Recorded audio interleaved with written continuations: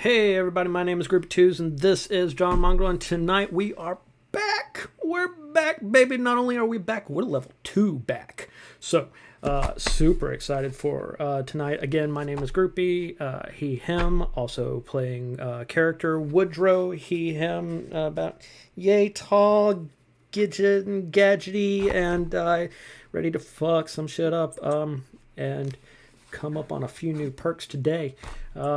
I don't remember the list. Who's next? I believe that's me. Hi, everybody. I'm not on camera, but that is because I'm rocking a ridiculous sunburn right now and am choosing not to make anyone else look at it. I am Red, or Rook, and I also play Rook, who is the resident half-elf, half-drow rogue bard, which is a ridiculous mouthful. She's got an awesome battle axe that is also her guitar, and she is ready to rock it at level 2.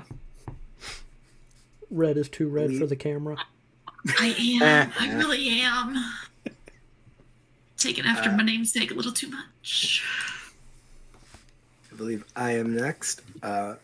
I'm JM. I play Eldaris. Pronouns for me and Eldaris are he and him. Eldaris is your resident Kalishtar sorcerer / cleric, who has developed the nickname Doc despite him not having medical training. So, damn it, he's a sorcerer, not a doctor.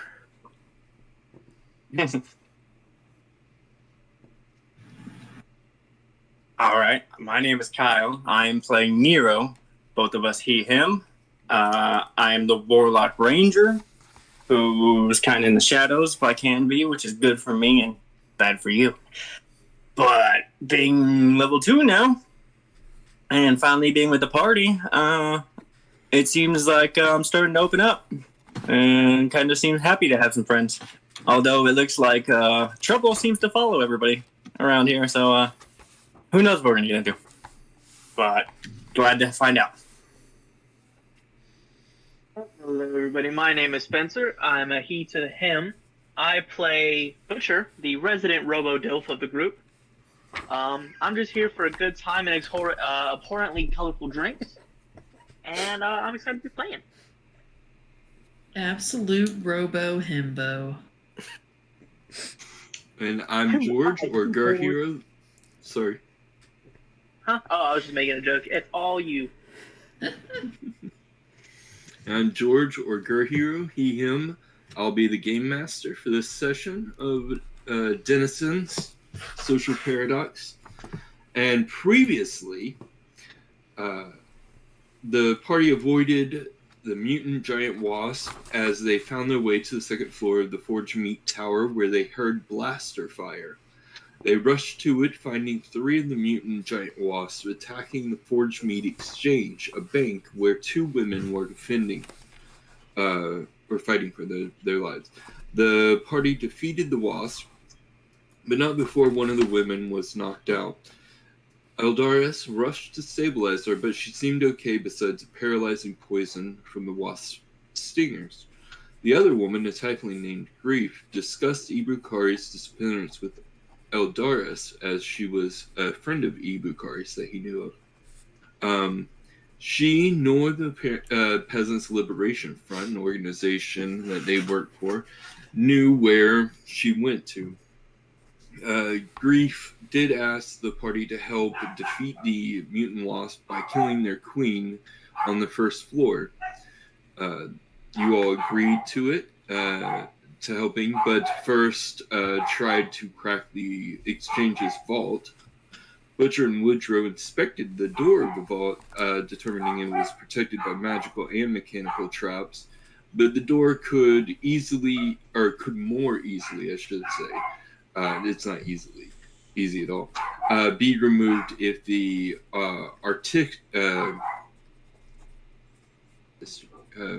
I'm trying to come up with another word for electricity, but the power was turned off to it. Rook and Woodrow were able to crack the first mechanism of the vault successfully. Then you all went down to the first floor where you ambushed the mutant wasp, drawing them to you and defeating them, but with some heavy yet survivable wounds. Eldaris then burnt up the nest of the queen within the elevator. And that's where we pick up on the first floor of... Shoot, I closed the rules. Okay, But guys. yes, So you're all there. There's a whole bunch of dead wasps and burning nests inside the elevator. And I'll definitely point out to the group something that got mentioned tail end of last session, that it does look like whatever she was doing in here, she knew how to operate the elevator.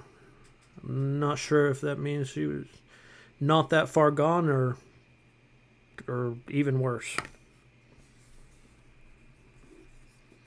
One shudders at the thought either way, but I do think that we put her out of her misery.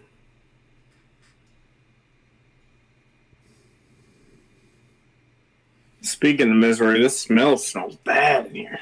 yeah, like, can we go up to another floor? Because the burning eggs and burning wasps, Yes. it's just, this is gross. I'm She's with like that. still, I think she's still cleaning a bit of like wasp gut off of her from the one that got killed right next to her. But yeah, Rook's just like, can we... Oh no, I think you did actually clean us up, Eldaris. I think you already did that.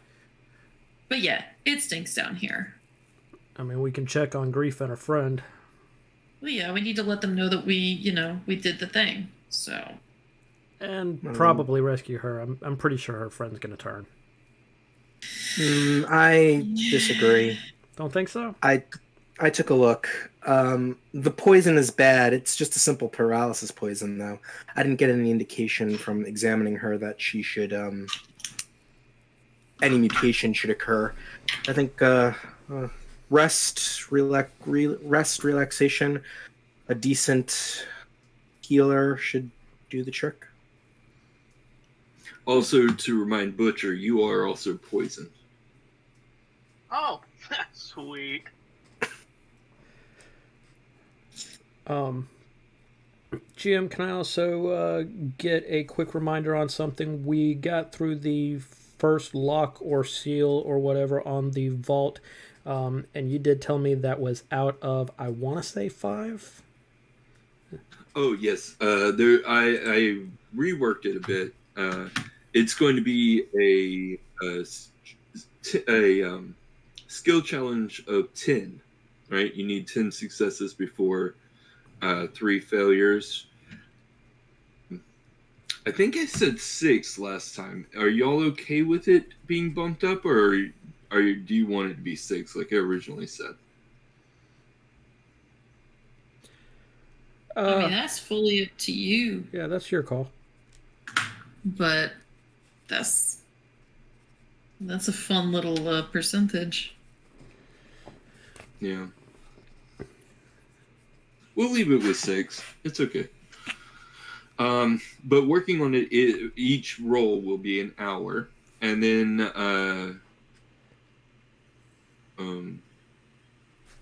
you also know from your lore check from last time that it goes mechanical, magical, mechanical, magical on the thing, or on the sequence, and that if you should fail one, it resets something, a tumbler timed thing, kind of like a oh snap, I've forgotten the word, but like a timed belt, right? Where it will hold a new kind of mechanism. So it just increases. If you fail, it goes from 1 hour to 2 hours in between rolls. So it just it drops more difficulty, or goes up in difficulty, I guess. Okay. Are we heading back up and checking on Grief before we head out of here? Yes. I think that was the plan, that we're going to check on everyone, get out, go about our day, and then come back tomorrow to crack the safe, if I remember correctly. Sounded like Yeah. pretty good outline. If somebody could treat this poison, that would be absolutely fantastic. This whole stinger and the abdomen thing is not treating me very well. Like I said, from what I saw with Grief's friend, it's rest. It's rest, and a good night's sleep should probably help you, especially considering you are... what percentage of you is organic? Enough to be enjoyed, most of which is mechanical. I'm not going to make any comments on that. Let's go upstairs. Brain usually weighs about 5 pounds. Skin altogether is maybe another 5 to 10 pounds. He is pretty big, so 15 pounds out of, I'd say, all that metal, 350. Not much of him. A good night's rest will do you fine. I'll take your word, Doc. I'm going to make my way upstairs, and I'm assuming people are going to start following me. Yeah, Rook will head up as well. Right behind you. First behind you. Try not to gag. Is there any way that before we head up, I can look and see if there's anything of value inside of that elevator? Maybe anything that might have been strewn up in the walls between the egg sacs? Ew. Absolutely, go for it. I ain't afraid to dig into some nasty bug goo. I ain't afraid of no bugs. How you gonna get one of those face huggers though? Watch out. That's how you get turned into the Mm-hmm. Let's see. That is going to be... Oh, we're doing great here. Starting off the note. 5. Woo! 5. You're able to find a couple of pouches, or I forget, it's Cyberpunk. So you find a couple of coin cards, and they have a total of 16 copper and 5 silver on them. 16 and 5. I have no shame. They're mine now.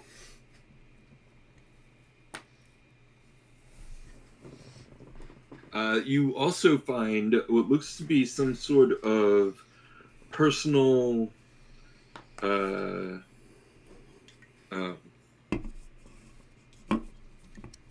notebook device.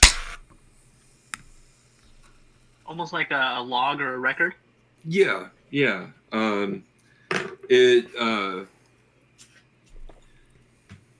I guess it would just be part of their device, right? It wouldn't be a separate thing. I mean, like, if I found, like, almost like a storage card, like an SD card from somebody's stuff, it would have their information on it without the whole device. Yeah. Okay. Yeah. You find a card, a memory card. Sweet. I'll save it for later and hop out of there. Okay.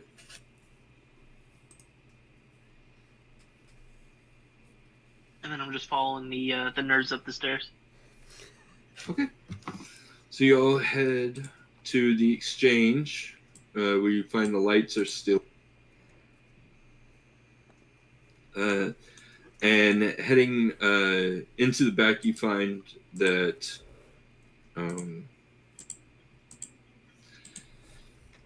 Grief is watching in a sort of an very old school hover chair. It's very bulky and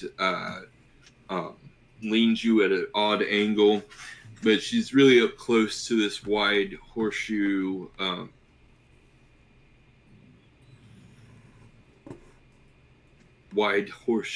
desk with multiple monitors on it, watching the cameras around the exchange, or within the exchange and around it. And you see the Goliath woman leaning up against the wall, or sitting with her back against the back wall, up against some cables that run along the bottom of it.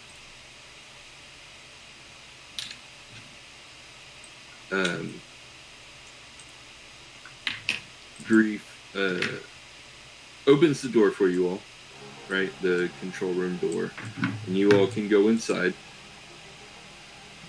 And she says, "Thank you." Were you able to find the queen? You were. Yeah, she's dead. Oh, good, very good. You suppose I owe you this? And she collects a coin card with 200 gold on it, hands it over to y'all. Rook will take it. Cool, thanks. Thank you so much. And Lisbeth will push herself up to her full height of just over 7 foot, and she'll say, "It's good.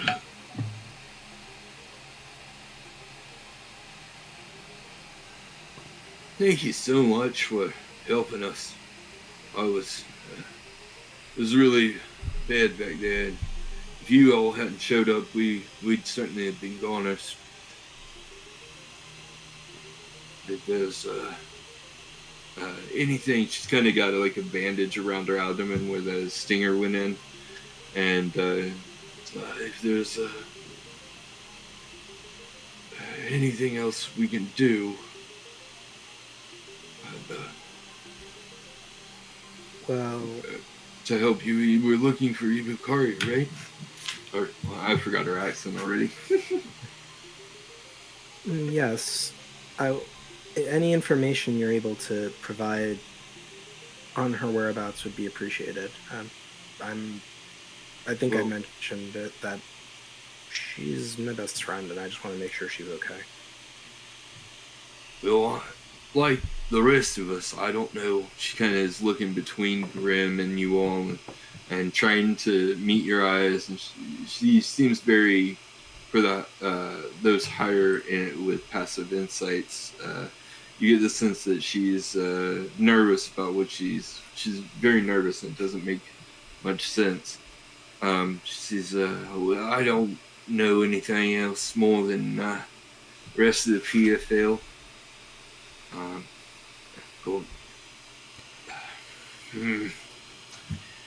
And Grief says, "Well, what is it?"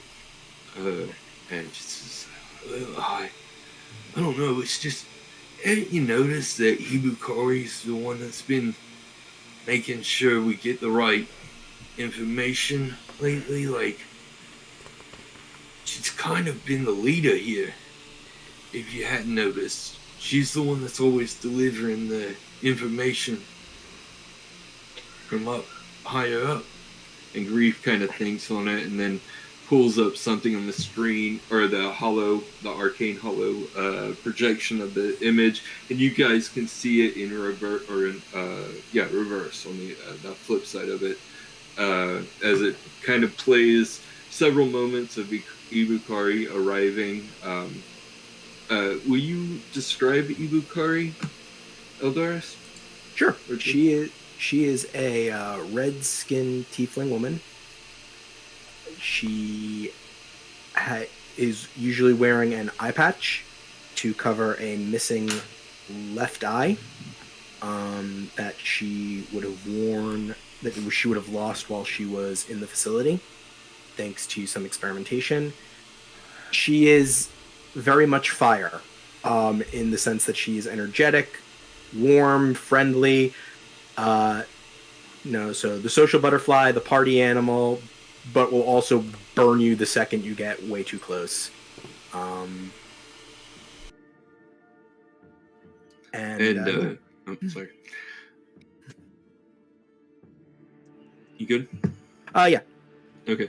Yeah, it continuously shows her meeting with the people and gathering them, arriving and gathering the others here.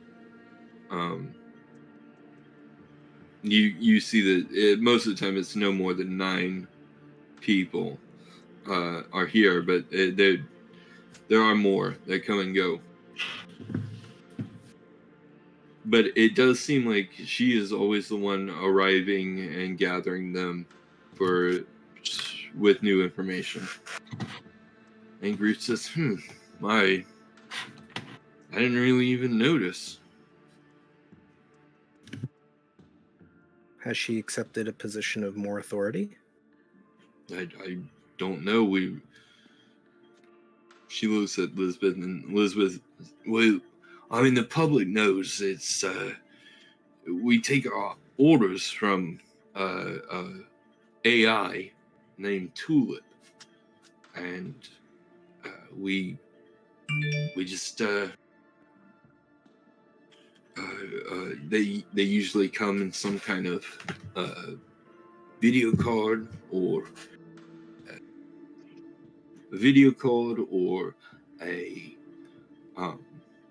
a hollow projector. It's always really poorly crafted, rigged together,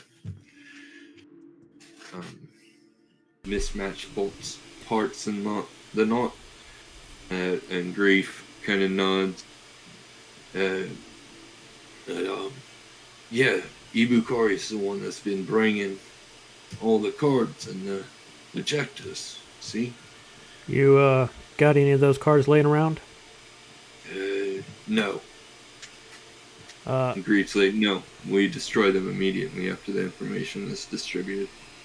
AI's name was Tulip, like the flower?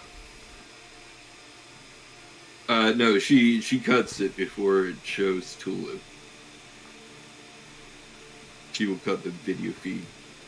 But the name is Tulip like the flower, though, right? Yes, sorry. Yes. Can I pull out the memory card that I found and see if they seem to recognize it?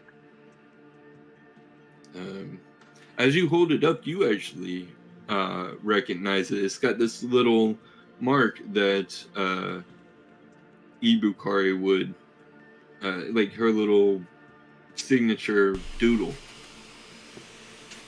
It's kind of carved on it, on the casing of it. Butcher would recognize that, or I would? Or, no, I'm sorry, Eldaris would definitely recognize it. That's her mark. That's Ibukari's. I found it with the books. So, you're welcome to it, and I'll just hand it over to Ibukari. Or to Eldarith. I found her. Once he gets it, he will beg the pardon of Grief, who is at the main control kind of viewing area, and see if there's a place he can load the memory card so he can see what's on it. Okay, yeah, you can pop it into your own device, either your Atome or Divine. What did I call it? Snap, I've forgotten. The thing. Yep, your device. All right. You put it in, and it is passcoded. It's some sort of 6-digit or six character passcode. Would I know Ibukari's passwords? Part of me says, would you? I think that's up to you.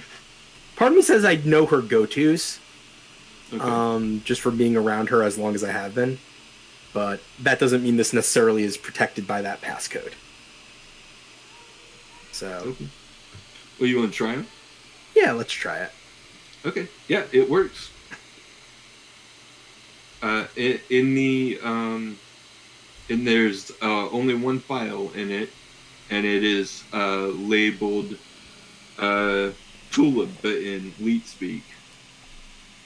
It's spelled out with letters and other characters. Or numbers and other characters. Sorry. Okay. Can I open the file? Yep. You bring it open, and it seems to be a a transcription of information from Tulip. It talks about the last run, and the beginning of it talks about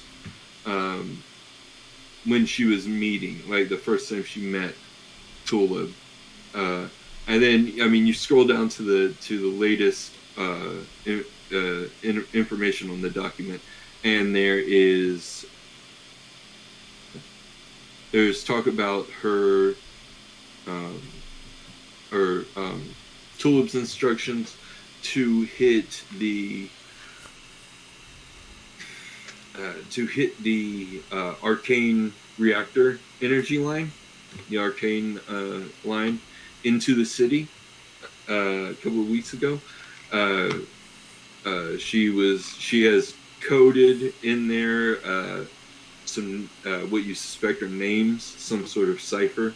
You would actually have to put time in to try to figure out. That Tulip wants her to contact them, put the hit together, and scrolling up from that, there's some recruitment information.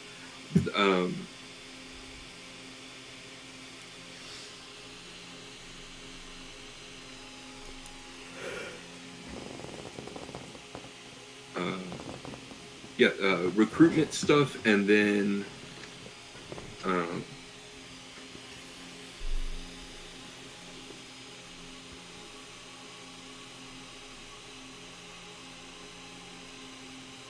sorry, I am trying to think of how to say this without giving everything away.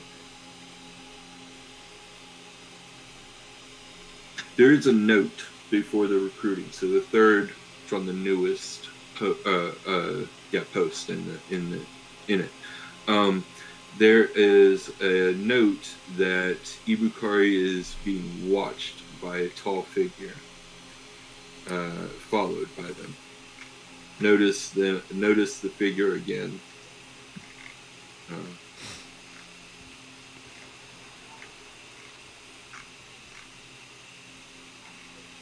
Notice the tall figure again. Sorry. Eldaris' eyes are just like quick scanning, like he's hunting down this information. And as he gets to that, he just says, "She was being followed." Any idea by who? Followed? All she calls it is a tall figure. Nothing more than that. Seeing as how I've never. Figure that was following us at the bar. Yeah. I was about to ask DM, was that individual a tall figure? Not necessarily. When they were at their full height, they were around 7 foot. I mean, the purple beard probably draws a little bit more attention, but with the cloak open, Could have been. I've made some contacts regarding that individual. I should know more by the morning. Ideally, at least. You're not going to go missing too, then, are you? Eldaris will reach into his pocket and pull out a card. This is the only place I'm missing to. And kind of hand it to Rook jokingly. She kind of looks at it. Is this his business card? It is his business card, but he kind of he kind of just gives her a look that just says my apartment, and he also says my apartment's above the complex. Good to know, because I'm certainly not going to. dog, if you're gonna flip, please do it in private. She just kind of looks at her butcher like, "Excuse me." Is that what I'm doing? Did you just invite the rock star back to your place and not think it's flirting? I am not. I just was answering her question about going missing. This is the only place I would be that she doesn't really know about. Is this? Kind of leans into Woodrow. Is this considered flirting? I like that he's asking Woodrow. Nero's just gonna shake his head slowly. Kid, at your age, everything is flirting. God, I Meanwhile, hope the so. Goliath woman is leaning over trying to get a look at your device and what you're reading on it. Is that, Putting off any type of weird is that vibe? from... I'm sorry. I mean, is she putting off any type of like weird vibe, like almost nervousness? Yeah, she was. She still is, as she talked about who was Can I in the give her a lead. bit of an insight check? I was gonna ask, can I do that as well, just to be like, why are you like? Is it I'm worried about Ibukari, or is it I want to know what's going? You know what I mean? Mm-hmm. All right. Hey, I'm sorry, while you roll that, Rook, can you say something? I don't think I can hear you. Oh no. She just said something. Did you I hear mean, I her? got a 19 on my No. insight. Oh no. Anybody else hear me? I can hear Yeah. you just fine. I got a 17, by the way, on my insight. Okay, with a 17 and a 19, I believe you said, Rook? Mm-hmm. Yep. You can both tell that she is not as concerned about Ibukari as about the PLF and how much information y'all now have about it. That seems to be what she's more nervous about. Eldaris will look over at... Eldaris will, as she's looking over, he'll let her see a little bit what's going on before he closes the file and takes the memory card, She says, putting it... can we destroy that? I mean, Mm, Greek can do it real fast. You got 5 fingers and whatnot. I'm afraid that there contains information that might lead to Ibukari's whereabouts. Greek says, it's okay, Elizabeth. It's all right. Or Elizabeth. It's fine. Can I say something to We'll make the sure. Goliath? I'm sorry? Can I say something to the Goliath? Yeah, absolutely. Her Yeah, name I wanna- seems to be Elizabeth. Elizabeth? Okay, sorry, yeah, okay. I want to just basically say in giant, we'll protect your order, like, just, we'll protect the cost. She Goliath or a half or an orc? Sorry, I missed that apparently. She's giant folk, or giant Okay. cat. She's Goliath. Half giant. She says, she nods and says, she'll say in common so everyone understands.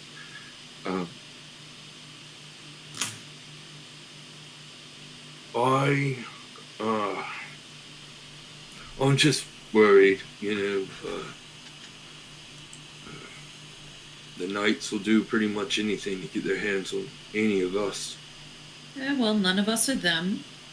And I would assume that you should be a little bit more worried about Ibukari, not a memory card that was found by us, and not the knights. Who are the knights? Cops. Oh, that's right. Yeah, the knights of Cyclone Storm. That's Yeah, the people. yeah. They or the Cuss, as some people call them. Mm-hmm.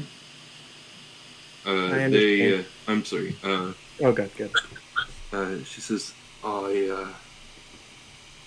Ibukari, I have no doubt she can take care of herself. She had quite a bit of experience in magic, but she never even showed up for the mission.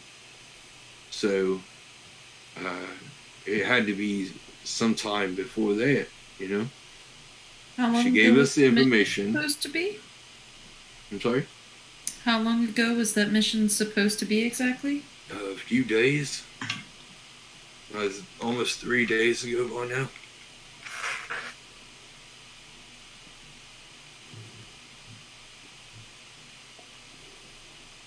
Yeah, she showed up. She had the information, the card. She points at Grief, and Grief nods. Yeah, she had a memory card. We got the information, and then she went off to collect the others, the ones we were supposed to take with us. The first few showed up, but then we had to contact the others.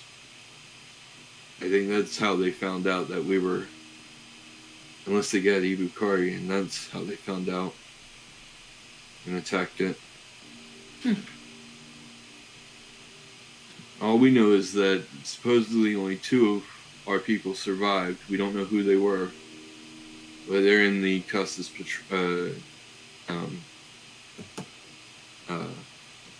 custody on D. I think it's D60. Don't hold me to that. Keep going, please.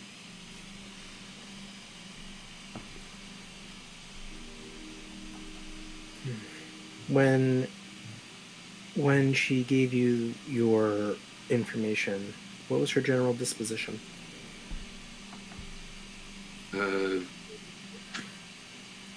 Authoritative. She's quite assertive, I'd say. Grief was like, yeah, she just got the information and then we got to work it like we normally do.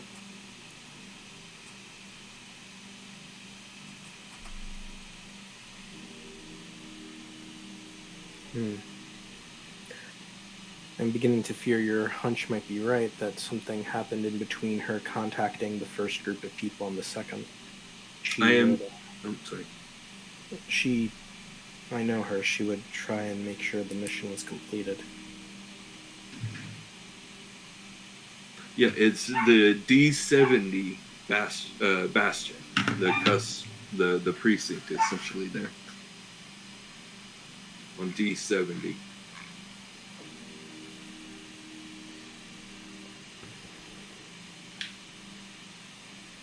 Well, Dia said we'd find leads here, and we most certainly did.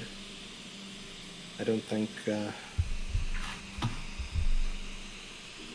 it's all peculiar. And the more I think about it, the more I don't like it.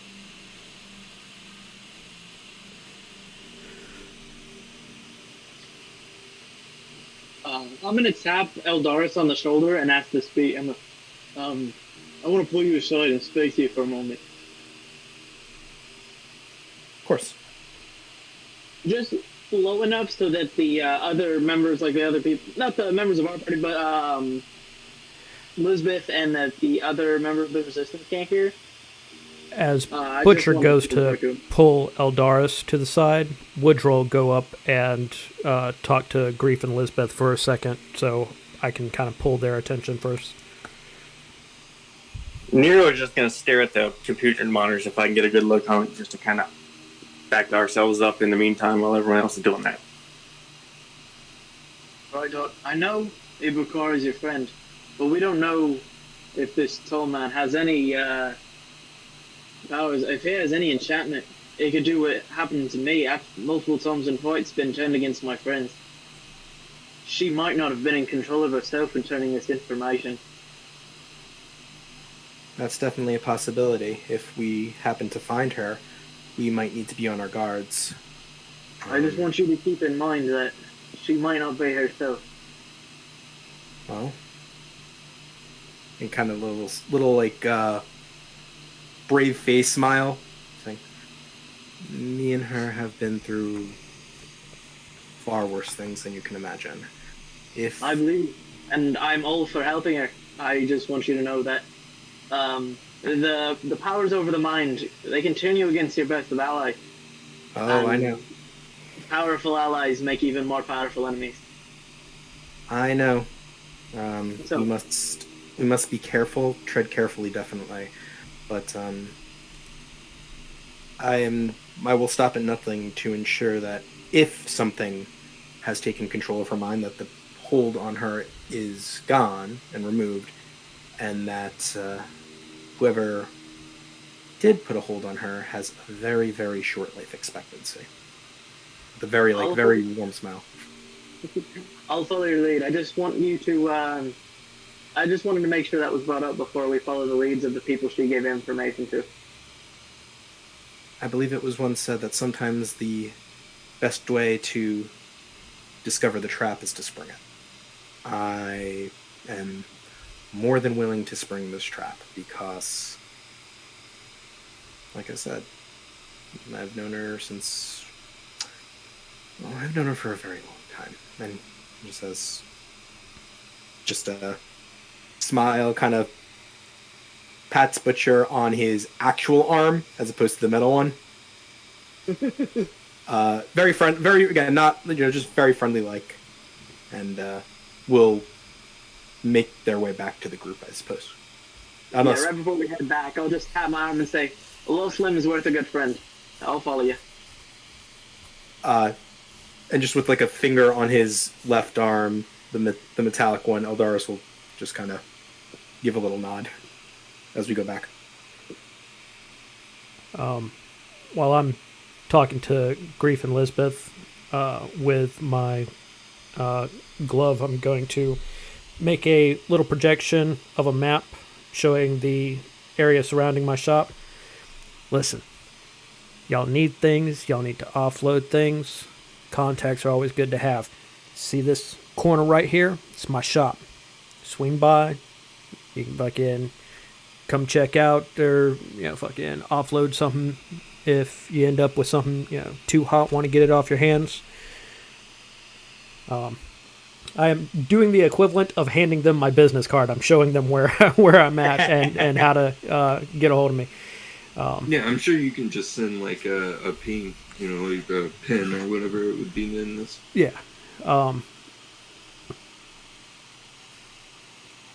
Whatever y'all's cause is and everything. Hey, good on you. Everybody, needs a hobby or whatever. No judgments here. Whatever you got to do. I'm just,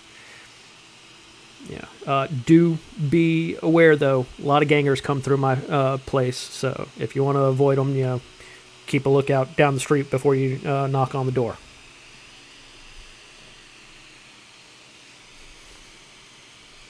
And you're showing Grief and Lisbeth this? Yeah. Lisbeth. Lisbeth. It's got a K instead of an H. It's very hard for me to say. I don't know why I do this to myself.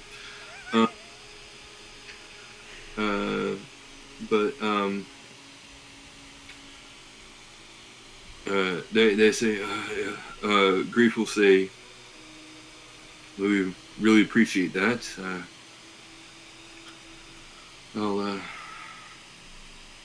I'll see. I'm sure we'll need some stuff done.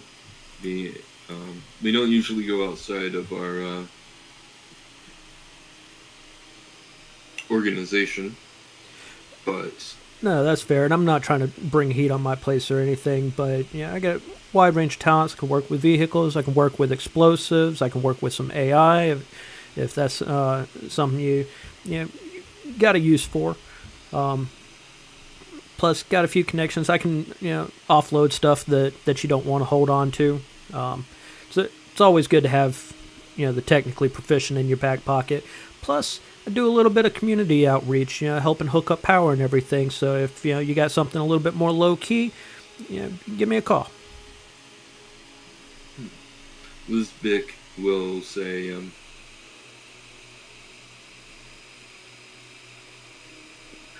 well, okay.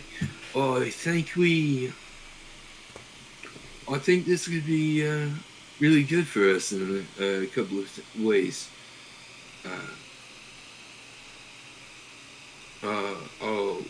We'll definitely keep you in mind, Mr. Woodrow.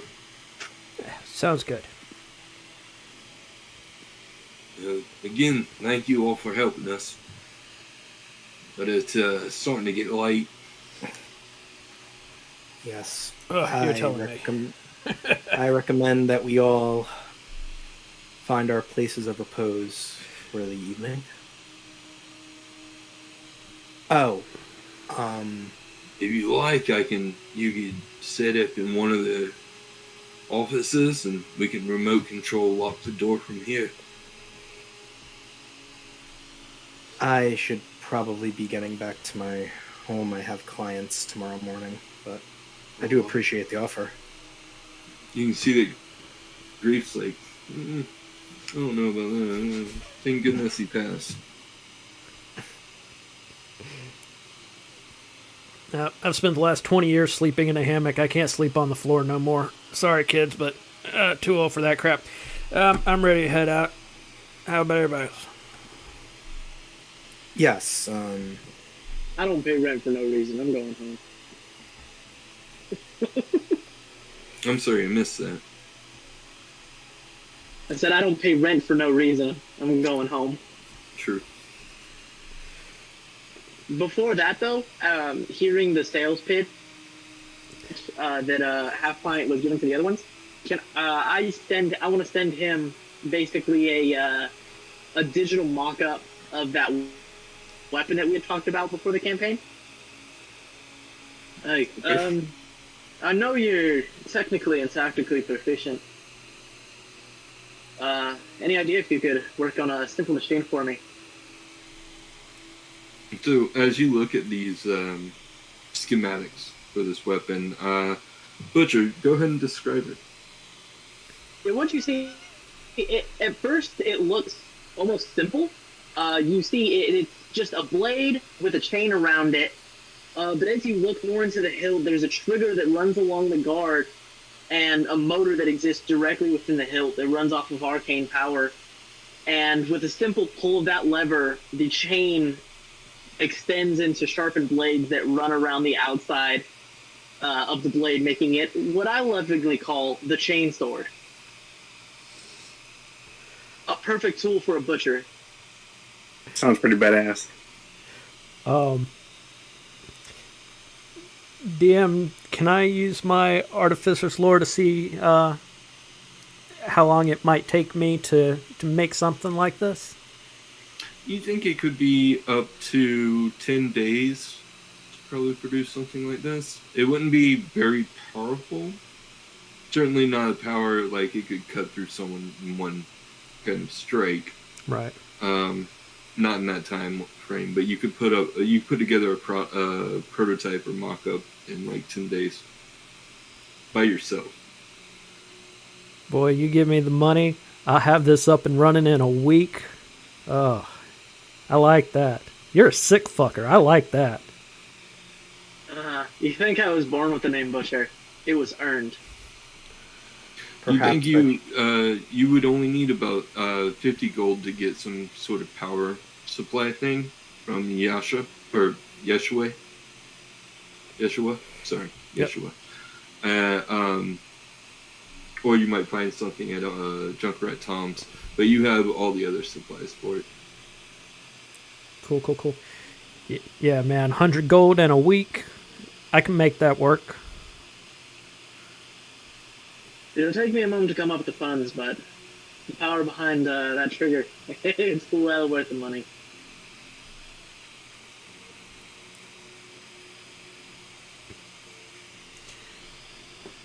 Are y'all leaving the exchange while doing this? Talking about this? Yeah. Yeah. Now. Okay. How's the action outside? And Lisbeck will thank you again and show you out. As you go out, the Grief is obviously turning out the lights and locking the doors behind you. And once you're fully outside the exchange, all of the lights are off and you can hear the doors lock. And you can make your way out into the stinky night air outside. You can hear gunfire in the distance and see many more of the moving stars or the lev cabs up above you as it's gotten later and more into the party hours of the night. Well, the magic hours too. As it closes in around midnight for y'all. So does it still sound like that little turf war is still in full force, or is it starting to peter out a little bit? It sounds like it's several blocks away, the gunfire. Okay. It doesn't. You don't see any, like from where you were. You could see this entrance to Forge Meat when that fight broke out. That looks like just rubble. Doesn't look like there's anyone around there anymore. There's shrapnel from exploded street vehicles or cocks. That's what they're called. Shrapnel from cocks all over the place. Been blasted everywhere. And you don't see any gangers immediately around. You see some, unhomed vagabonds moving around in ragged clothes and dirty. Right on. Well, Probably, I'm headed you know. that way. Anybody else? Decker Tower for me. But before we depart, perhaps we can find a place to meet before tomorrow's excavation, or whatever the proper term would be for trying to crack a safe. Just had the same thought. We should Ingress. prepare for it. I'm sorry? Ingress. So just had this. Ingress. I don't see why we don't meet here at the tower. What time? Yeah, we can just meet here at the tower, probably about dusk. Hey, Rook, did I hear you say something about having your own ride? Yeah, I do. Get you to swing by my place and pick me up? Sure. Yeah, I'll let you look at the showroom. You do your own work? No.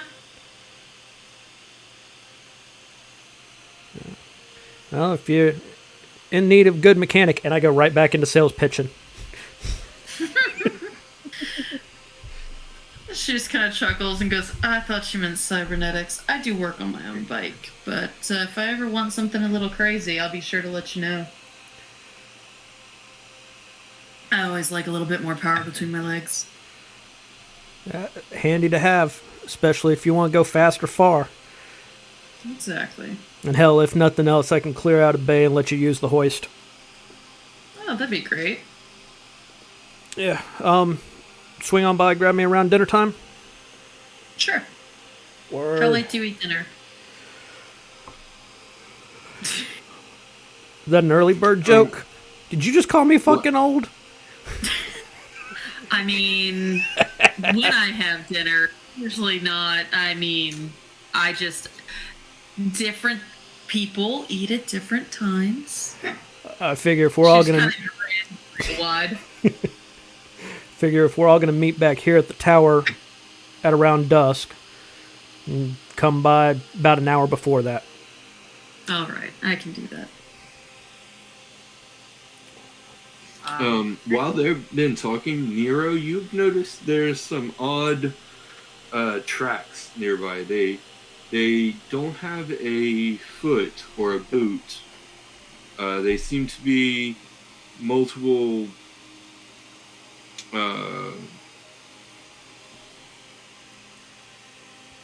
serpentine or drag marks of some sort of creature that doesn't have feet. It seems to have some sort of tentacles, like an octopus. I mean, you would know about certain kind of like there are very few there are a fair few creatures that move around on tentacles, but it does look like there was something that moved around on tentacles in the vicinity outside, like some tracks weaving through the rubble and the dirt on the asphalt and the pavement and all that. You know, you like look over it and it's Aragorn style, where you just start seeing the battle or it all play out like you see it, the game fight, and then someone slipping along the side of it towards the building, but never going inside. The tracks end immediately, or just like a few inches inside of the cracked open door. Y'all left it slightly open. It never goes fully inside the tower. If Nero points these out, would I be able to try and identify what race of creature, what kind of creature this might be? Well, Nero, what do you want to tell them? Talk about that? Yeah, I was going to ask you if I would be able to investigate. Do I have to roll for that? Yeah. What are you looking for? I'll start with the tracks. Well, yeah, I know, but what are you looking for about them? Oh, my bad. To the intent of where they're trying to go, like what, yeah, basically, like if they're trying to run, go back, hide, yeah. Okay. Yeah, go ahead 19. and roll a survival check. Oh, survival. All right, then that's. Let me look at my plus for that. Because I had a plus. Survival is only a +3, so that's 15. 15? Okay, Yeah, 15. you can see that there's quite an indention right where the door is, meaning where you think that they may have stood there for a while. And then suddenly pull away up the side of the building, and then down back behind one of the wrecked cars nearby, or the wrecked cocks nearby, and then quickly scurries to the north into the Blood Lanes, or White Fist territory. You can follow it if you would like. Yeah, I was gonna say everything that you just kind of basically told me, explain it to him, and say it seems to be heading off that direction with a pretty haste. Would you like to follow? I'm a night guy myself. I'm up for it. It's not good to travel alone. I will accompany you. No, I'm happy to go. I just want to. I'm curious as to like if we can tell, like, what it is. You know what I mean? Like Okay, you can roll a nature check. a nature. Okay. Mm-hmm. I don't know how good my nature is. Let's find out. Yeah. Do the I only got tracks. a +3, so If someone wants to help them, they can. I give you proficiency, right? I have guidance that I can cast. Ooh, Okay. Okay. Yeah. nice. And Nero, I think you were doing survival stuff. I don't know if you can help in this particular moment. Yeah, good point. But Woodrow or Rook, if you would like to help try to identify this creature, If they you point can it out, offer your Rook will help and give them advantage. Oh, sorry. Yeah, if they ask for it, then Rook would help. Yeah, 100%. So guidance does they plus D4. what, plus a D4? Okay. Yeah. Okay. So that is okay. Do the tracks look like they are headed in the direction that I'm headed home? Yes. They're in that general direction, Damn it. Yeah. going away from the tower. I was going to be That's like, almost I'm going all of that your- way. Except for Nero, that's the direction for all of you. Yep. That'll be But I'm up 15 for it. in total for my roll. Okay.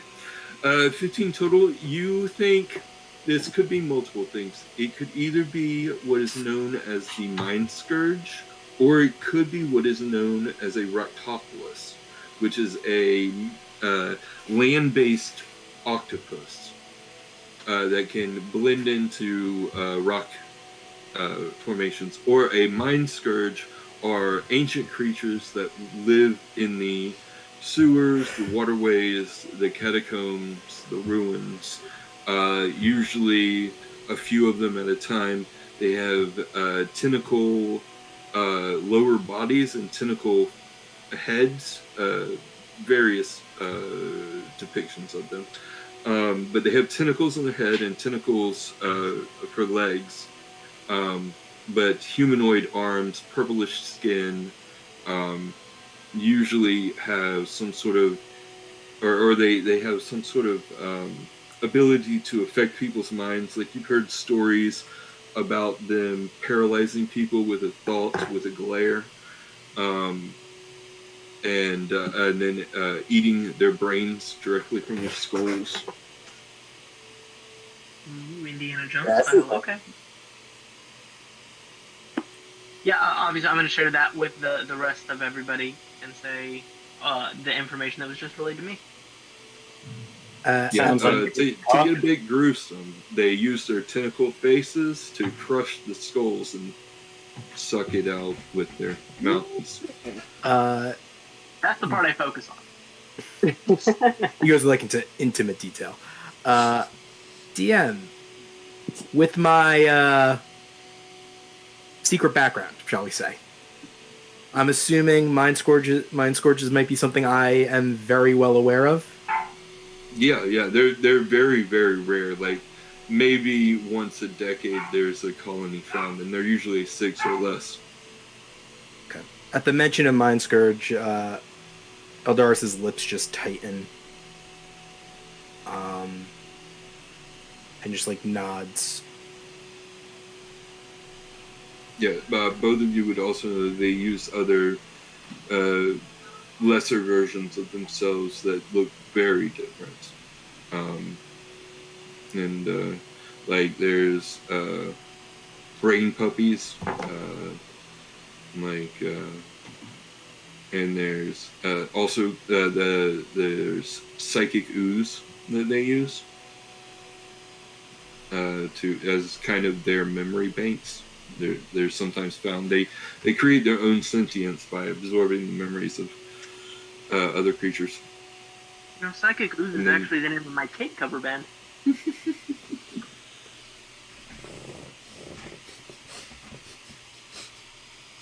Shall we pursue these tracks? It sounds like we should go with caution. I'm sorry, I'm what? sorry, Butcher. You might not follow the tracks, but you did hear what I said about the skull crushing and that goes on. I mean, I got a hole in my chest the size of a mutated bee stinger, if you will. I'd like a nap before we go fighting another something that I'm going to be punching in the face. Oh, I don't think we would want to fight them even if we were at full health. But we should at least investigate. I fully agree. Just making sure everyone's aware of the condition that we're in. I mean, I'll investigate as long as it's on my way home. As soon as it's no longer on my way home, I'm going home. Fair enough. Okay, as y'all follow the serpentine-like tracks away from Forge Meat Tower, they lead to a how do I describe this?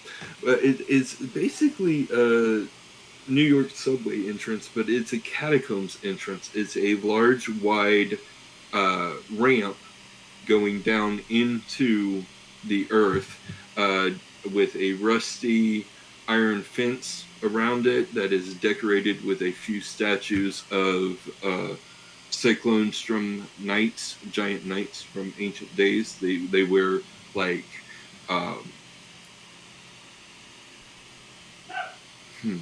they would wear like military dress, right? Military robes with colors on the side and big shoulders, decorative shoulders, and be wielding sabers and shields.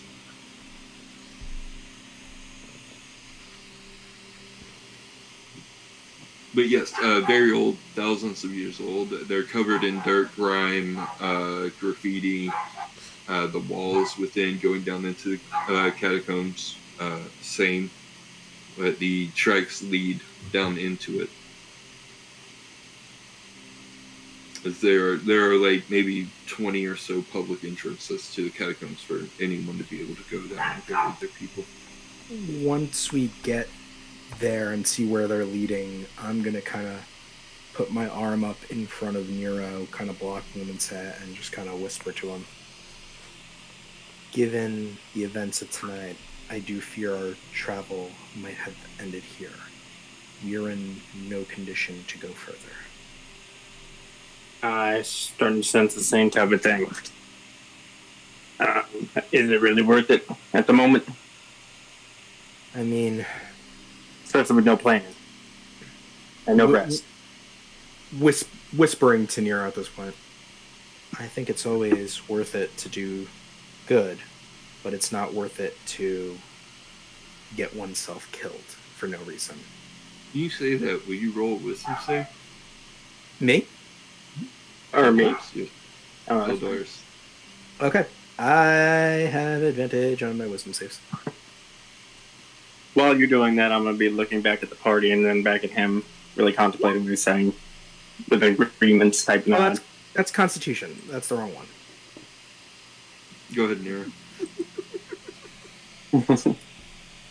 Sorry.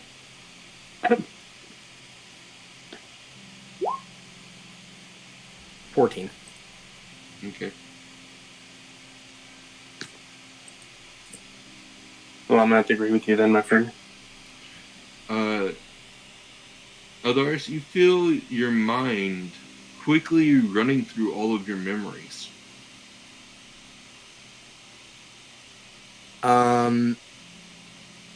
Okay. As he feels this, Eldaris is going to back up and kind of grab onto his, like, the shoulder where his metallic arm's attached. And just kind of try to shake it off as much as he can. I'm going to notice this, correct, right? Oh, and anyone watching would notice it. Yeah, it's like flood of every You okay memory over there? that your brain contains running in Alright. reverse.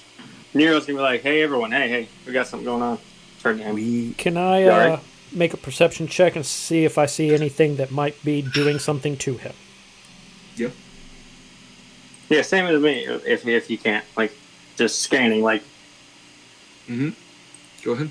I'll pull on my sword and get ready. If someone points me at something, I'm going to run in and try and attack it. Okay. is it 18. investigation? Perception. Sorry. Perception, my bad. All right. 18. 13. Sorry, Nero? I only got 13. Okay. Nero, you do not see anything or hear anything, but Woodrow, you get the glimmer of some sort of creature on the ceiling of the tunnel going downwards, scurrying away. It looks like they have a shocked expression as they turn and start scurrying down into the catacombs themselves properly. Can I shoot it? Yes. I'ma shoot it. Okay. 17 to hit. 17 hits. 12 piercing damage. Nice shot. Alright, you all hear this high-pitched squeal or screech from the pain, and you see that it recoils from the hit in its torso, but continues to scurry away at twice as fast and is gone out of your dark vision. Hey, What y'all. do you need to get out of? We need... Yeah. Yeah. Yes. Can we fuck off now? We need to leave for tonight. Let's. Out of here. Which direction should we head, though? Since that's the way we're all supposed to kind of go anyway. The long way home? You have to turn I'm the around. opposite way. You guys want to go my way? Oh no, I think we're all going this way. It's like three of you head north, one of you heads east, and another one heads south. Hey, I hate to interrupt. I gotta run for just a second. I promise I'll be back as soon as possible. I'm just gonna handle something real quick. Yeah, no worries. Thank you. Eldaris is actually going to pull out like a metal quarterstaff, just to like kind of support himself a little bit, and like he's gripping it with his right hand. And you can kind of see like his knuckles are like almost pure white because of And, everything that's been flooding back. Woodrow, I was just going to say, as it scurried along, it definitely seemed to be on several tentacles. You couldn't see how many are color with the darkness using your dark vision down there, but it was definitely moving by tentacle on the ceiling. Yep. Good enough for It was me. vaguely humanoid. Getting out of here. Last thing I want is my tiny ass little brain to get sucked out by some beak-faced, 8-legged, and I'm just steady bitching the whole way as I'm trying to drag the group along. As we're leaving this area, Eldaris is going to get his communication device and just send a quick message to Roncian, just saying, like, need to meet with you tomorrow urgently, and put it back into his pocket as he's helping himself along, trying to... Nero's gonna walk up and see if he needs some help walking. Thank you, I'm okay. Just, that was a lot. A lot of memories flooding my brain at once. Unfortunately for me, I do not have the most pleasant memories. I can totally understand your pain. I don't have many either. So you gotta hold on to the good ones while you got them, but that looked rough. That was... I don't want to discuss more if that's okay. It's fine by me. Thank you for your understanding.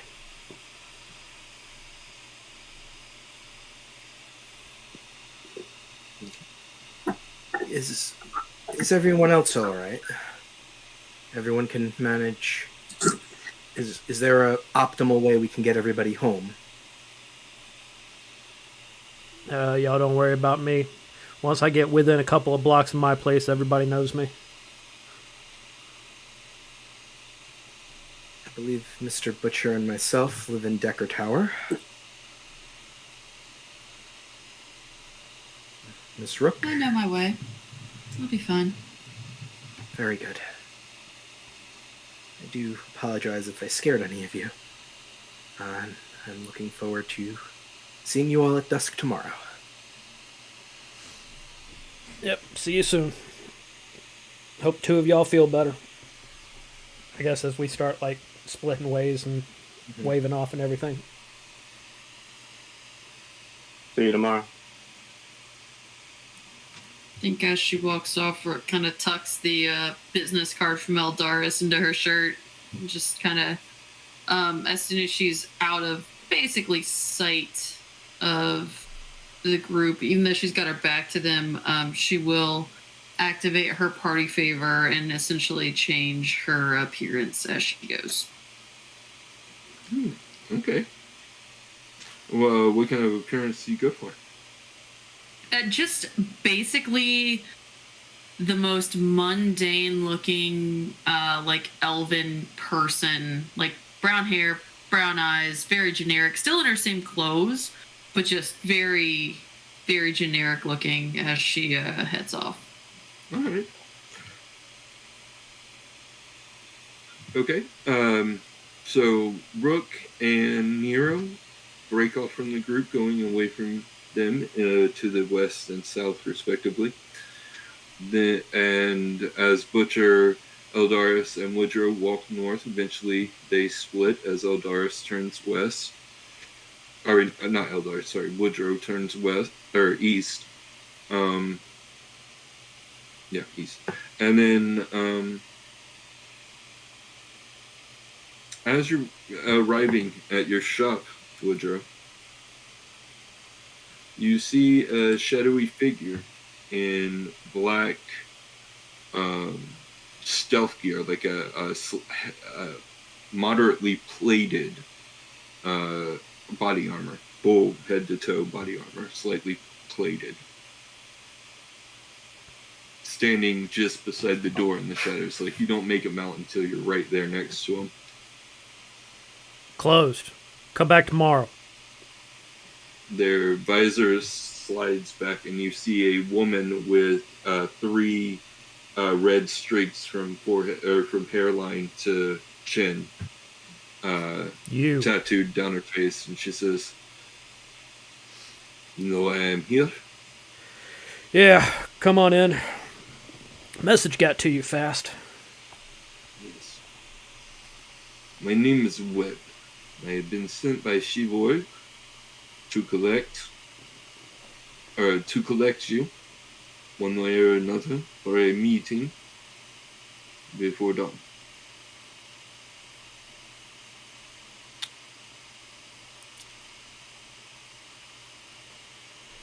She gonna be bothered to come down here? Do you need to collect me, or do you need to collect what I have? I was hoping to have a conversation with her, but... No, she wishes to speak to you. Yeah. Fuck. Any of the others as well with you. Well, they all split up for the night. I was only planning on talking to her myself. I really need some sleep. How long do you think this is going to take? As long as it has to take. If you resist, it will take longer. It's funny, usually if you resist, it doesn't take as long. Fucking fine, give me a minute. Let me grab a couple of things. I'm just now getting home. And I will walk past them to go in the door. Okay. The visor slides down and she drifts back into the shadows waiting for you to exit. Yeah, I'm just gonna make sure I'm topped up on ammo and grab, I guess, a beer for the ride.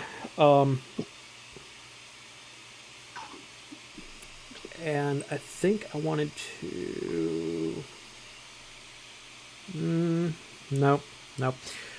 Alright, I'll come back out, lock it up, be like, alright. You got a cock?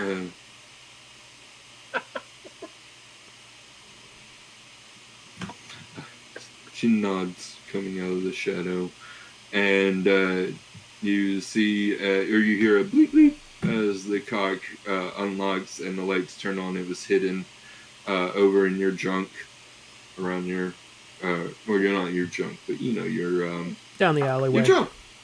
Yeah. Yeah, it's moderately nice, you know.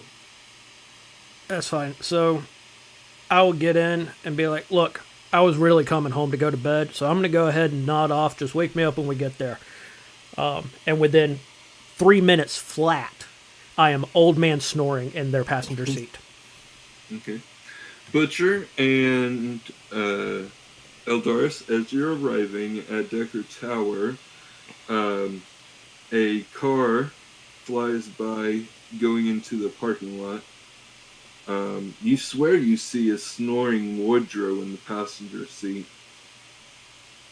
But you enter, and of course the bottom floor is a shopping center that is mostly closed, but some stores are still open, mostly ones of essential items like food and various other conveniences, I suppose, sundries and stuff. Maybe some theaters or something are still open. But you make your way to the elevator, and you see that again is guarded by a couple of bloodlanes, and to the side there is a woman in a black bodysuit that's slightly armored, confidently walking towards the elevator as well, with the wobbly Woodrow, sleepy wobbly Woodrow behind her. Woodrow, you see your companions yawning, probably near the elevator in front of guards. The first guard, a hobgoblin, says, looks you both over, and then says, are you Mr. Butcher? Yes. Can I help you? Yes, the boss, Shiborg the Harsh, wanted to talk to you to apologize for the incident this evening. You know what? She keeps a lovely place running. She's a fantastic landlord. I'm glad I was able to help with the little problem you had with the underlings who were coming to bother your tenants. I am in dire need of a nap. So does she need to speak to me right away? No, I can tell her you accepted the apology. You know what? And absolutely beautiful idea. Okay. Kind of gives the other guard a nervous look, and the guard says, "All right, this runs on us." As he opens the elevator for you with his key card or mag key. Mag card. That's what I was calling it, like a magnetic slide card. Much appreciated. Woodrow is with us, right? He's just being led and escorted. Yeah, basically. Oh, are we being taken here? Yep. Yeah, you're being taken to our place. I'm gonna psychically message him and just be like, "Everything okay?" So the old man snoring was totally a fake, and I am absolutely making this person carry me in here. And I will pop open one eye and say, "Yeah, I'm fine. Just trying." She doesn't carry you. She pulls out a scroll pin, clicks it twice, throws it down, and a silvery disc hovers out and floats 20 feet behind her, carrying you. She helps you up on it. Against his better judgment. Excuse me, ma'am. Is he well? Just sleepy. I understand. I will message Eldaris. Yeah, just gonna give Shevorg her pet back, then catch another ride home. This one was waiting for me at the door.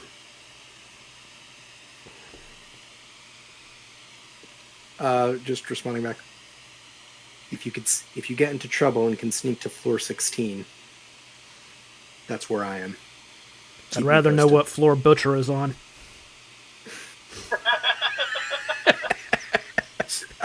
As though like for some reason just looks at Butcher like, what floor were you on, Mr. Butcher? I remember running into you earlier this evening, but I can't remember for the life of me what floor the elevator stopped at. 5? Lucky 13. And then I look at the hobgoblin and say, the safest floor around. He nods, and then we'll go inside and press the buttons and slide his mag card, and you all will go up. The woman walks in with the disc carrying Woodrow, following her into the elevator as well, and she will put in a key, like this little square rectangular key into below the buttons, and turn it, and then press 20 and turn it back and take it out. I was gonna say, I'm gonna look at Woodruff. You know, if you need some muscle, I'm happy to help you. But I'd appreciate a discount on that weapon I was talking about. And you see Eldaris just like close his eyes quietly, like, you idiot. I roll over and mutter, "Ugh, no discounts, no refunds."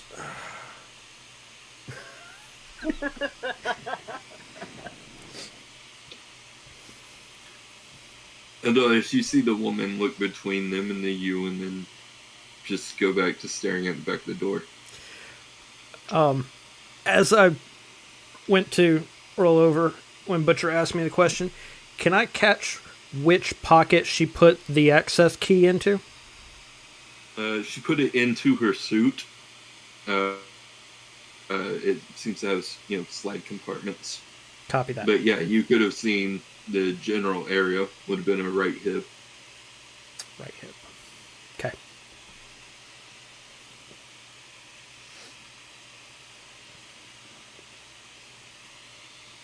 Okay. You'll go up and up and up. The lighting gets a little weaker once you get to the 11th floor because it's night and most of the power. There's no power up here unless Shevorg wants so to be. So it's a little weaker after the 10th floor. But you reach the 13th floor, and Butcher, you can get off if you would like. Yeah, I'll make sure that I shoot a glance at Eldaris and say, if you run into any trouble, my door's unlocked. same goes to you. Get some rest. And the smile. And with that, I'm gonna go to bed and actually old man snore.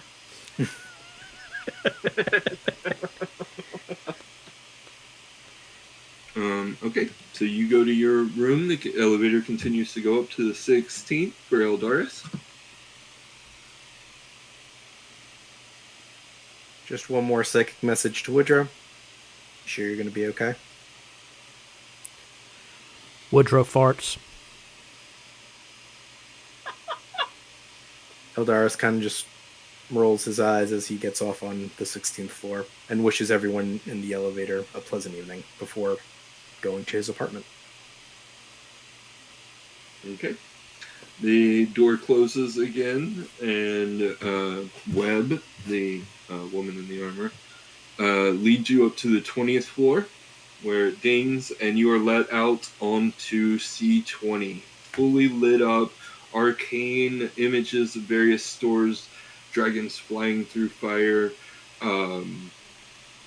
displays of elementals, hunting stores, cinemas, the prestigious, wondrous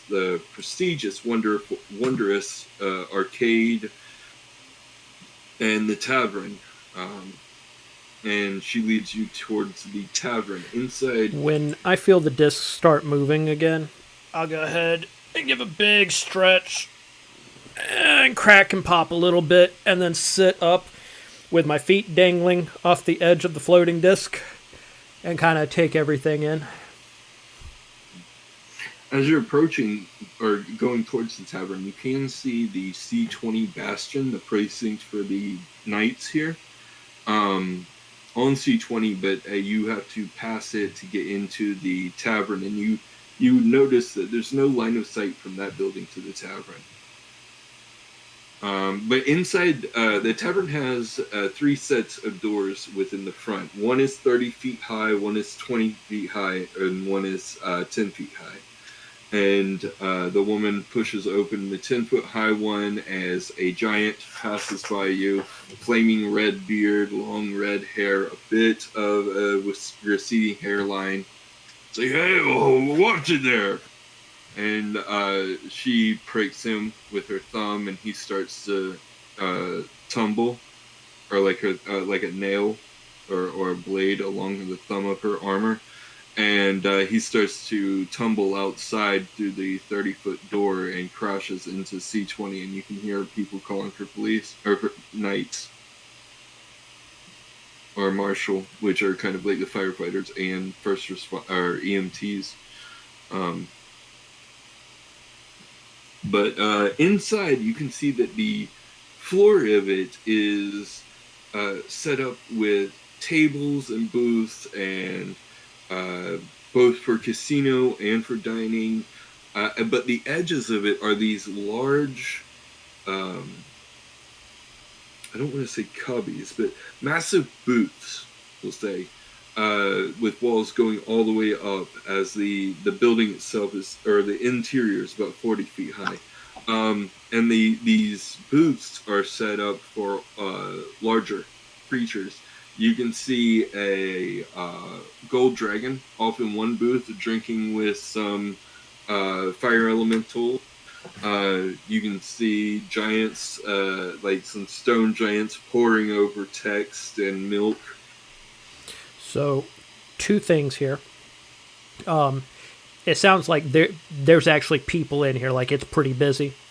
At which point, Woodrow will actually go ahead and stand up, and is kind of like tiptoeing and rubbernecking a little bit so that he can actually see around. He's still on the disc, like enjoying his ride, but using that extra height advantage to kind of get a look around. And do I see anybody famous?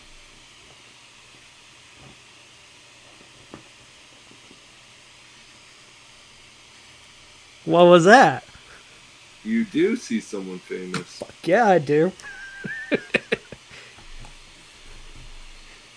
You see... Hold on a second.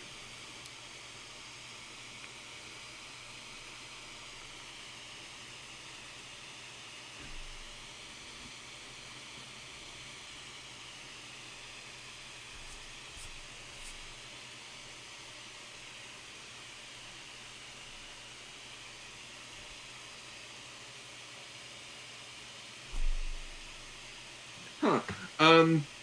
Rook, did you ever give me your mom's name? I believe I did. I'll have to go look real quick.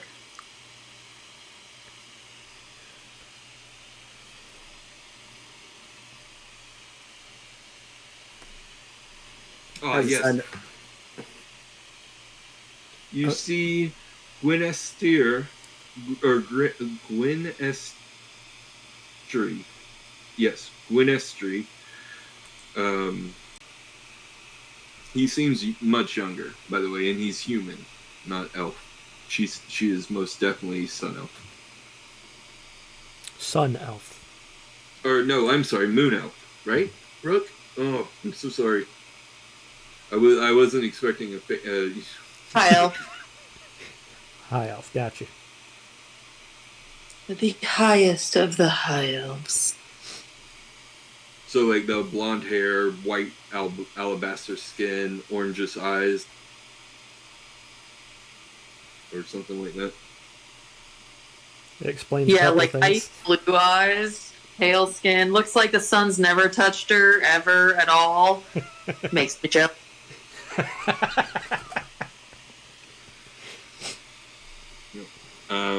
So yes, you see her at one of the tables with this man off to the side. But the woman Webb, the armored woman, leads you around the basin or the floor where most people are gambling and eating.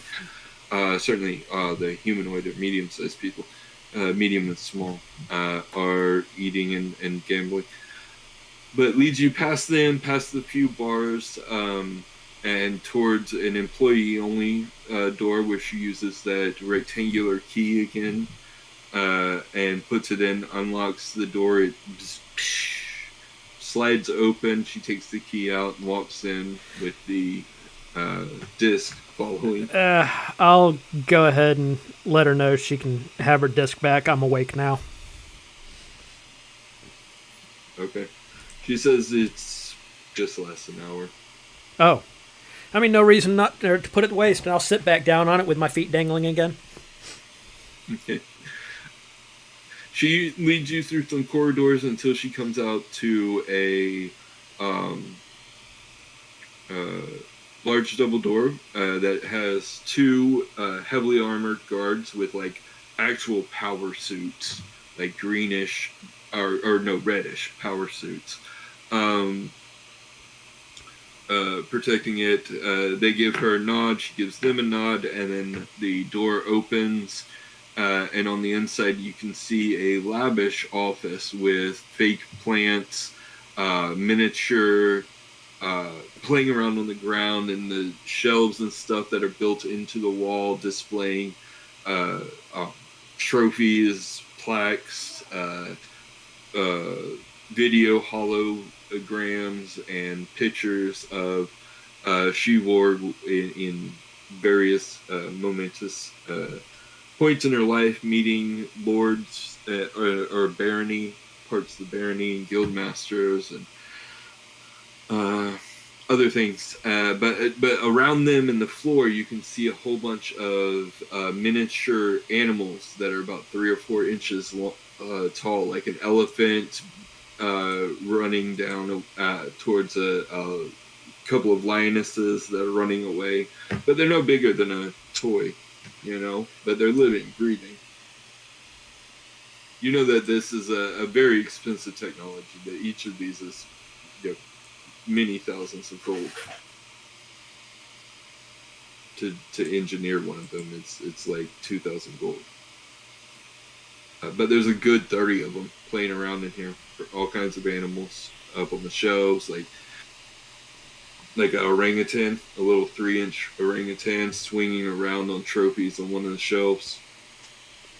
But there is a massive desk at the far side, framed by huge windows that look out over the orangish tavern, as all of the lights inside the tavern keep it very orange. And a chair turns around, and you see a large, corpulent and muscular, scarred hobgoblin woman with an entire face of red tattoo. I'll go ahead and stand up again, respectfully. She nods to you and says, "It's nice to have you brought here. I hear some of my boys enjoy your work and that you've done a great service to me to me this evening." You know, when you're street level, it's easy to forget that gangers have real power behind them. It's a nice place you got here. Thank you. I appreciate that greatly. Mr. Woodrow, please tell me what has happened to my snake. Well, not 100% sure. What I do know is this, and I will pull my bag around and go to step off the disc and take the skull out to set it up on the big desk. And as I do all this, I'm telling Shevorg, I was at a bar, they got a battle of the bands. Somebody there is wearing this thing like a crown. Now, I'm figuring with the power that they were showing, there was some ritualistic stuff going on. Darker side of divine, maybe. Not sure. But I did note some similarities to a rather storied favorite of yours. And took a hunch that it might be, given some other rumors that something you loved might have gone missing. Thought it might be a good idea to get it back to you. Yes, I would very much appreciate any remains that you were able to find.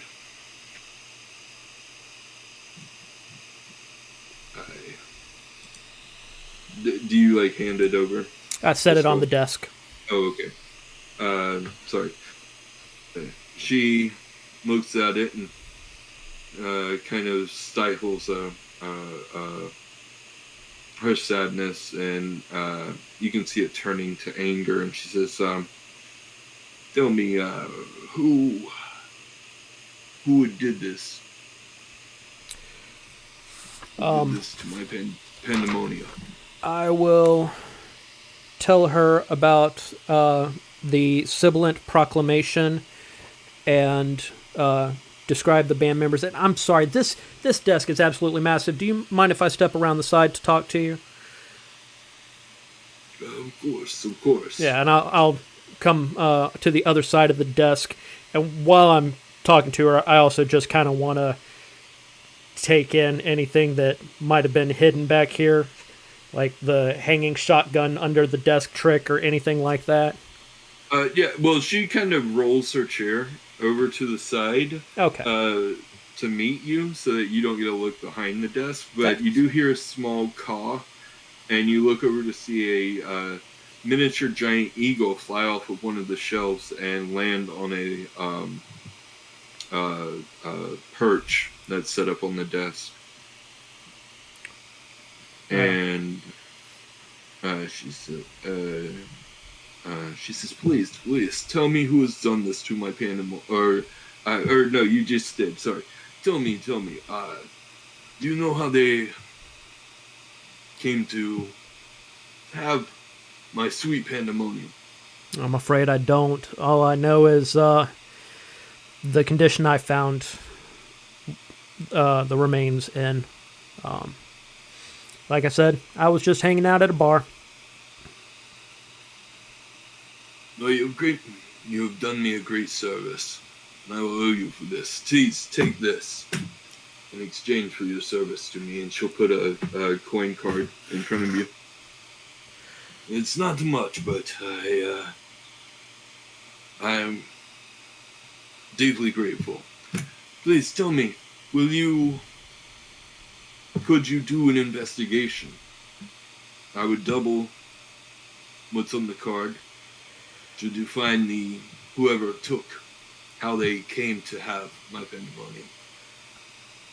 I will absolutely keep my ear to the ground, and if I come up with any leads or anything more concrete than that, I can definitely run that back to you. Are you looking for just knowing that it's been taken care of, or do you want enough information to handle things yourself?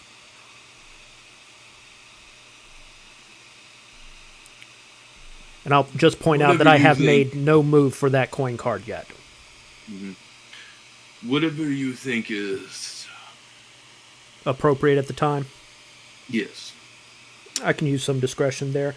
And I appreciate the reward. I was wondering if I might be able to ask for something a little bit more specific. You mentioned that I do a lot of work for your guys, and by all means, y'all keep my lights on, so I appreciate the business.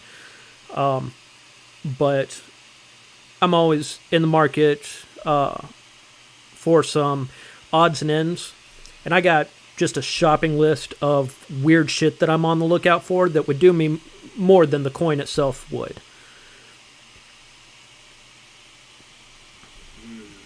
What are you looking for? Elevator service? A little bit more technical than that.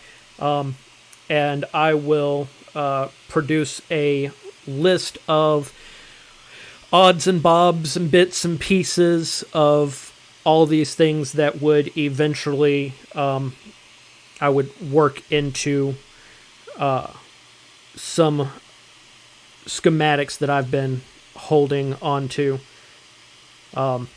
If you put the entire list together, I think it comes out to like 10 grand worth of parts, and I don't expect all of those, but anything that could help. If you want to come and work for me, maybe that can be a reward. Your payment. I mean, what would a full-time job entail? I've been an independent contractor for a long time. First you're initiated into the Bloodlands, then you work your way up. Eventually, you could have your own lab.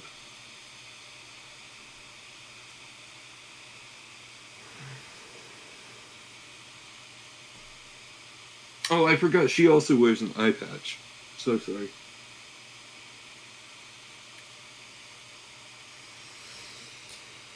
I think it's over her right eye. After thinking about it for a solid minute, Woodrow will go ahead and make as if to reach out for the coin card, and it's like, I appreciate the offer, but nah, in my old age, I've learned to appreciate the freedom of an independent contractor. I'm not ready to give it up just yet, but if I ever change my mind, you'll be the first I come to. And I'll go ahead and take the coin card. When you do, she says, if you want to look into the disappearance of Pandemonium, if you're going to do this, you should start at the comic parlor. I was there when I was called away to defend the territory from the White Fist. When I got back, the snake, she was gone. Do I know this comic parlor? It's a fine dining and dancing establishment on the 10th floor of Decker. Basically 10 floors below you right now.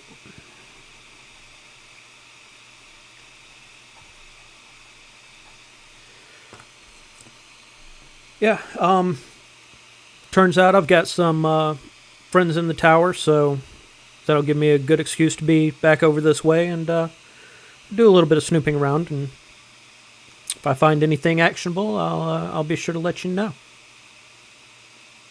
Good. I look forward to it, Woodrow. You're a good chap. Yeah, I appreciate that. You can go. Have a good evening. And I will go and step back up on the floating disc.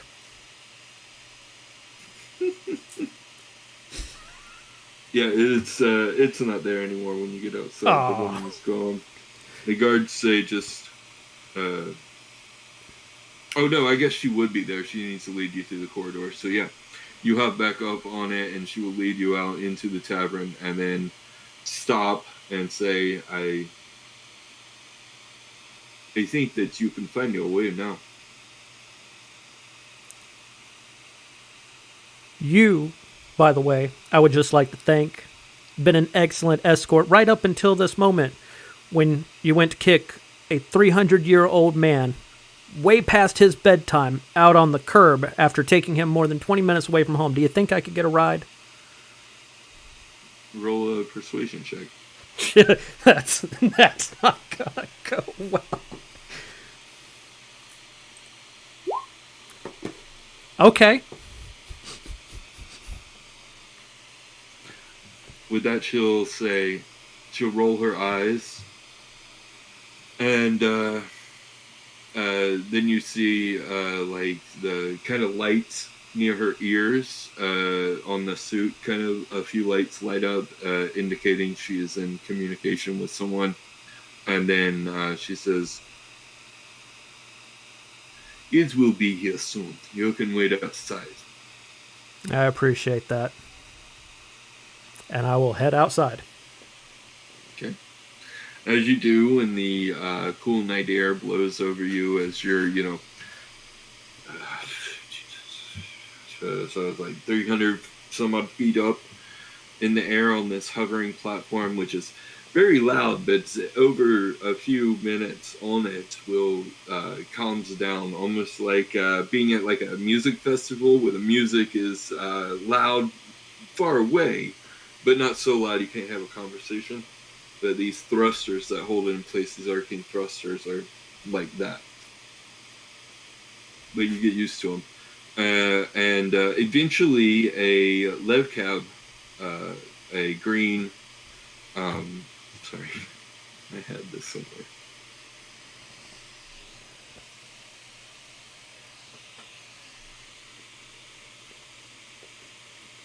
Anyway, a taxi, a green taxi service of a lev cab flies down and hovers in front of you and says, "You look like Woodrow.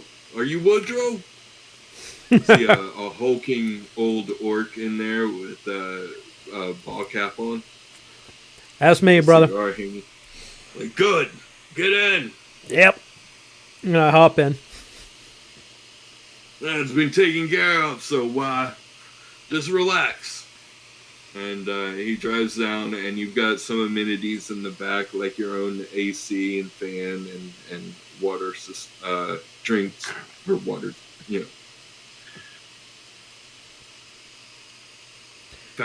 water fountain. That's what I was going for. I'll watch the city fly by on my way home and think about the last time that I ran my own lab. Okay. As you get home and go to bed, or you drive off, we cut to Rook. Rook, do you go home? Or are you going to contact Aramis? You know he's going to be up for a few hours at the very least. I think Rook's feeling all right. Didn't really get too worn out by all that, just grossed out but not worn out. So yeah, she would probably take out her comm and just send a quick message off and just be like, "Yo, Aramis, where's the party at tonight?" I'm in the arcade right now. Sorry. Yeah, I'm at the prestigious Wondercade Hall right now. Farrell is tearing it up on Age of Fantasy. Really got into that whole gaming thing, huh? Well, it's just another market, there's plenty of people out there looking to get made on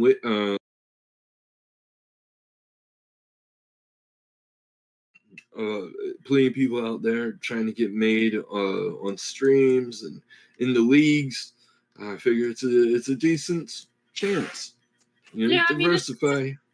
it's a tough market, but I mean, I guess that's fair. Like, is there any, like, are there drinks there? Oh yeah, definitely. Okay, I'll be there. And she'll head that way. Okay.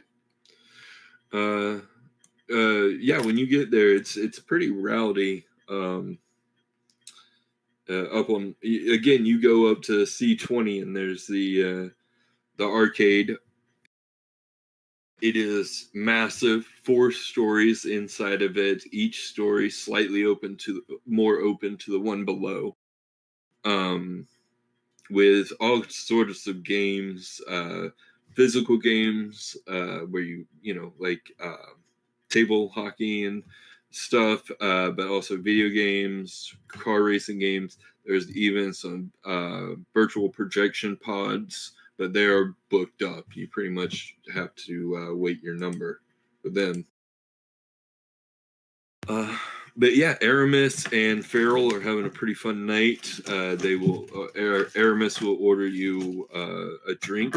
It's blue with a bit of green teal color at the base of it, or the bottom of the glass. Yeah, she'll take the drink and kind of give him a smirk and went, "Feeling free tonight, then, are you?" And just kind of like kick back and like relax at wherever they're hanging out. I'm assuming there's some comfy seats around for the people that aren't necessarily gaming. Oh yeah, definitely.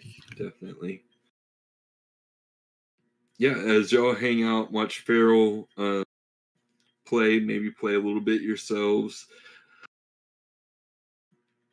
We fade off as the night winds down. Is there anything particular? I guess, Brooke, is there anything in particular you wanted to do? No, there's nothing particular. She's just kind of hanging out. I think Aramis would be used to some of the different visages that she uses. So she still like looks like this, just very plain, blend in with the crowd elf at the moment. And I'm gonna assume Aramis probably didn't even bat an eye, just like, oh, we're in that mood today. Got it. Yeah. We're feeling like this. And then yeah, like she'll just make sure that she makes it to the couch or her bed eventually to get a good solid 8 hours of long rest. No doubt. Before we fade for the night, we cut to Nero returning to your clock tower, a handful of the rocks and sprigs of weeds welcoming you. You can't stand a lot. You can't stand me being away too long, can you? No. It was just so boring. But we gotta tell you, there was a big one-eyed guy that walked by. He looked drunk and fell into the side of the tower.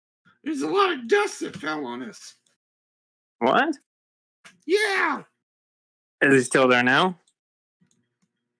No, but you can see like a big barefoot print in the settlement around there, the tower. All right, I'm gonna go. These sided tracks. You suspect it was a cyclops of some sort, probably drunk, wandering around out here. I'll walk over and see if he maybe left anything, dropped anything, sort of like that, and whistle for Salem at the same time. See if he's around. Whistle for who? I'm sorry. Salem. Oh, okay. I totally forgot. Yes. Yeah, you hear a meow, and then coming out from the shadows to meet your legs and curl around them is your small black cat. But you do not see any signs nearby, at least within the immediate block around the watchtower, or the clock tower. Is you don't see any immediate sign of any cyclops or giants. Oh yeah, and it doesn't seem to have any indication that he's into the town, right? No, it did not go. It kind of just looks like it walked by and drunkenly like just wobbled into the side of it. Oh, yeah. But you do notice that the tracks lead off into the ruins. They're going away from the city proper. Not somewhere that anyone Most should people be. don't go that way. Yeah. I'll make a note of it, like mentally, and just after tonight's not the night to go searching, in my opinion. Mm-hmm. So I'm gonna bend down, say, "Hey, buddy, how you doing?" Start petting Salem. You got any leads for me? Is he familiar? I can't remember. Or she? He, she? I don't remember. I remember you said at a certain point I would be able to, but as of now, That's right. That's right. It's It's just it just mouths and headbutts your chin and then starts rubbing itself on you. Don't worry about it. Good. How about we head upstairs? Meow. And hops off of you and starts leading the way up the steps. Inside, the rocks kind of tumble towards the stairs within, but they can't climb without you carrying them, and the weeds are lonely without the stones anyway, because they can't move. So you leave the stones. It's like, good night. Hope you sleep well. You too. See you in the morning. In the morning. And they sing their bedtime song. It's very annoying, but you've gotten used to it. Yeah. And then when you sit down in bed and you see the ring on your finger, you get this sense that it's close. Whatever is supposed to happen, the side of the deal, you feel like it's coming up. It's approaching. I'm gonna slowly rub the ring around my finger, kind of fiddling with it, thinking hard. And at that thought, before I go to bed, I'm gonna get up and kind of restock my ammo and kind of make sure everything's prepped just in case, and really contemplate it. Pour myself a little drink and then lay down. Kind of get ready for the next morning. All right. As you do, you can all take a long rest as we fade to black on the night. And we're also going to take a 10-15 minute break and come back for the final half an hour to an hour. If that's okay with everyone, we might go a little longer because I was late and I apologize. All right. Awesome. We will be back in 10 minutes or so. Like, follow, subscribe, buy merch, stuff. Do the stuff. All right. See you in a minute. Bye.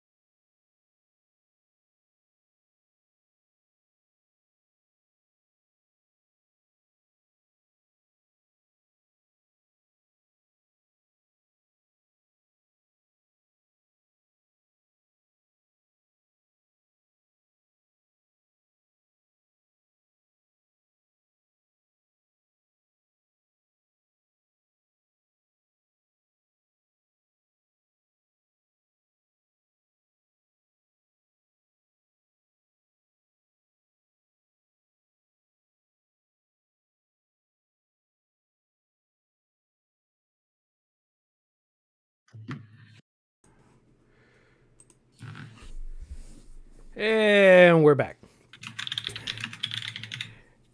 Everybody got dinner, snacks, bio break, the usual, the good stuff. Everybody watching did what they were supposed to. You clicked buttons. It's important. And Jim, it's your show. All right.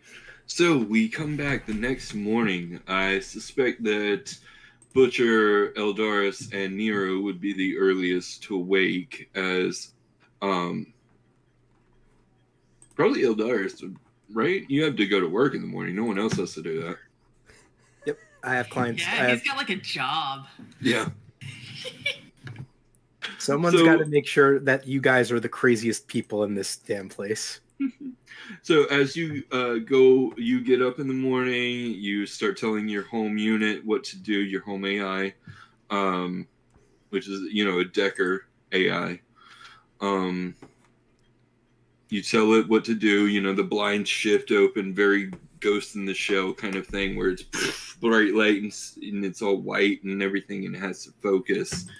And it's still, again, neon with just rays of light coming in between C20 and the buildings, like shafts of light streaming in diagonally into Base Town. And then, what's your morning like, Eldaris? He will tell his AI to play some nice, refreshing jazz music, as he would, unless specifically requested, Eldaris will sleep with his arm disconnected. So while his arm is off, he's going to go shower and make sure he's cleaned up, reattach everything, make sure he's presented for the day, ready to meet with his clients. He will take Ibukari's memory stick, and he will keep it on him because it's too important to leave in his apartment. He'll check his phone and see if Ronsian ever answered him back about meeting later today. There is. Unable to meet information on Mind Scourge. We believe the creature is a Mind Scourge, and then information on it. And they vary in body type, but all of them have a ability to damage people's minds, creatures' minds, and paralyze them, stun them, and then they crush their head and drink their brain juices. Okay. Lovely. They sometimes wield the brain puppies, which are essentially individual mind with legs, usually some sort of mammalian like leg, dog, cat, something like that, coming out of the brain itself, out of the endocrine system. I think that's the glands that are set up under the brain. Yep. It basically, instead of an endocrine system, there's like a hip system that comes out with these 4 legs, mammalian legs. And they use their psychic energy to infiltrate or to paralyze brains, deaden them, like kind of destroy their intelligence, their cognitive functions. And then will crawl inside, force their way inside the individual once they're completely incapacitated, and be able to and substitute those cells for that mind. Sounds absolutely horrifying. Mm-hmm. Eldaris will thank him for the information. Tell him, let me know when you're available to chat. Also, the last one would have been in about the last incursion of these things was a colony of 5 in B district, or B sector, sector B. Okay. which is to the west of C, where you are. Yep. He'll just I say, am working on a map. I'm hoping to have it done. Probably not next week, but the next session, 2 sessions. Eldaris is 19th. going. Sorry. Eldaris is going to just sign off, saying, "Okay, let me know when you can meet. Also, have our have our scouts, if they find any information about Ibukari, let me know immediately." Ishla's Well, is there a centralized location for you, like a temple? There would be there would be like some kind of like there'd be smaller temples scattered around. I figured the high temple would be where Eldaris would go to meet with these individuals. Think of it like I don't want to say like a guild hall, but basically like the guild hall. But it would be very much not very fancy, just like this is our normal, like almost like a Mason's Lodge or like a, what are they called? I got you. Yeah, like an Elks Lodge or something like that, where they can where they can meet, and if the the person really in charge, like the high priestess wants to talk to them about something, they could all meet there. For sure. And so you can decide where you want to place the nearest one to you. Okay. With all that being done, Eldaris will cancel the very pleasant jazz and will go downstairs to his office and prepare to meet with his clients. Okay. Well, it's on the same level. It's just on the east side of it, the building. But yeah, you make your way around. There's a good amount of foot traffic. It's a lot of people are going to work. There's some people that are already at work. At the fast food places near the elevator. And then and the newsstand, of course, which is really just an AI system. But yeah, you make it to your office. What kind of clients do you see? What's going on today? If it's a normal day, which I assume it is because nothing too crazy has happened, it can vary from people who he's come across with actual like, oh my goodness, the things from beyond found them, and he's really their like rehab of that, of like, the best way to explain it, I think Call of Cthulhu, after somebody has just had that first encounter with the Eldritch Core, it's like, okay, you're going a little crazy, that's okay. Those are like the high priority, like, I got you, don't worry about it. Everything up to the people who, are just want to vent and complain. So I would assume that they might be those clients would be a little more wealthier, and he would charge them a little bit more because it's like, you don't really need me. You just want to complain, which I'll listen, but I'll charge you, versus someone who like has that immediate need. He probably might waive a fee or go a lot less, and everything kind of in between. So it could range from, I've just seen this horrible thing, to I have so much money and I don't know what to do, to I'm really bummed because life isn't going my way, and Eldaris tries to help them all. And if there is an actual like emergency, depending on what it is, he would either direct them to like an actual doctor he knows, or immediately direct them to the nearest Temple of Ishla. Like, oh, this thing is still interfering with you. Go here now. Okay. So, and then, yep, just answering to his clients. Okay. It might be a conflict of interest. Do you see any other members of Project Truth? He's willing to, but he's upfront about letting them know.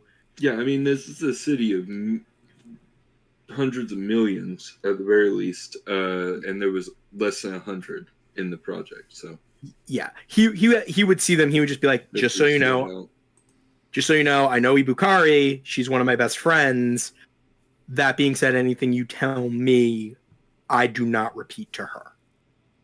And he would hold by that unless someone says, I kind of want to kill her, in which case he would immediately tell Ibukari, because same thing with anyone, he would, within reason, inform people who want to hurt others or themselves without much cause.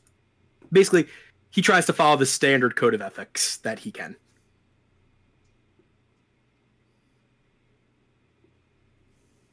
Okay.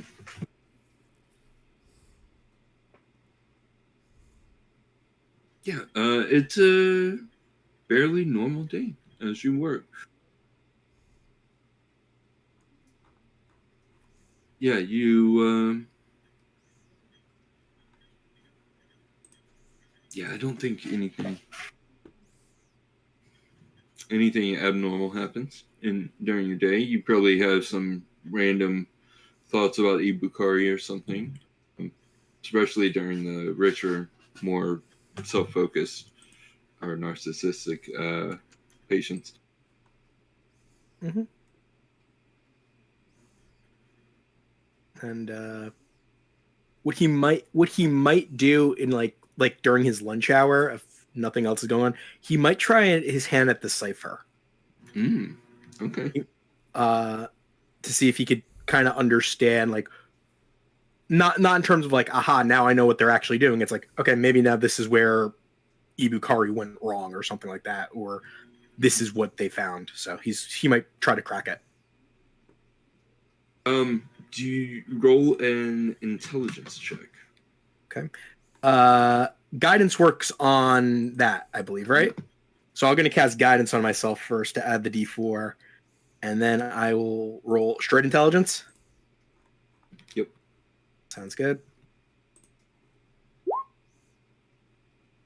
Yeah, that's not going to be very good. 9. Yeah, you weren't able to make it out. You'll have to work with someone else or find some more clues about it. Okay. He would probably also, because something I actually would do, because he's like hoping he's going to get that message from Ibukar, like, hey, I'm fine, I just got out, or whatever. He, like, not when he's with the client, but whenever he's done, he's like checking his communication device and just like anything new, just making sure, like, and kind of just getting like mad when he sees that there's nothing new. Mm-hmm. Mm-hmm. Yeah, and we kind of we cut away at your lunch break, or after your lunch break, when you get that last, gosh darn it, and then your next client comes in. We cut away to Butcher as you wake up shortly after, or not shortly, but a bit after dawn in the early morning. You get your Decker AI to start your day. What's that like? Yeah, I imagine that I sort of have just a very classic, industrial-esque apartment. The tower sort of has like the wrought iron issues everywhere. I sort of start with cooking just a basic breakfast and then going out probably to one of my usual hangouts, either the local like sort of bar where the old members of my mercenary group would hang out, or going to the pits and seeing what fights are going on, seeing if there's any new matches that might be available for me in the near future. Well, you know that the Hole is the best place in base town for mercenaries, for freelancers. And it is not open during daylight. It is not open. Locked down, door is hidden behind a minor illusion wall. It's all kinds of stuff. But you know this because you're freelancer. Right. The pits, there is some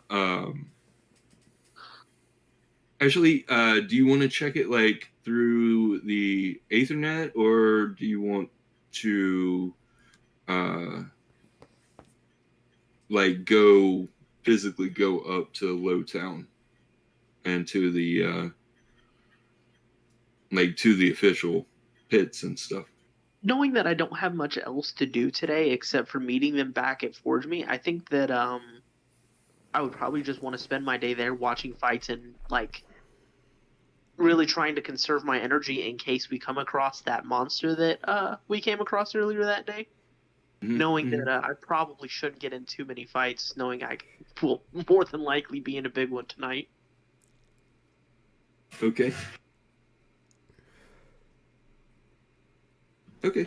So, with it being daylight, the power works from the 11th floor and up for Lowtown. And you were able to easily get up to the C20 and then take a trolley up into Lowtown. They're pretty slow, but they're like what are they called? VTOL, where the jets rotate along the sides. There's like 4 or 6 of them, kind of like a drone.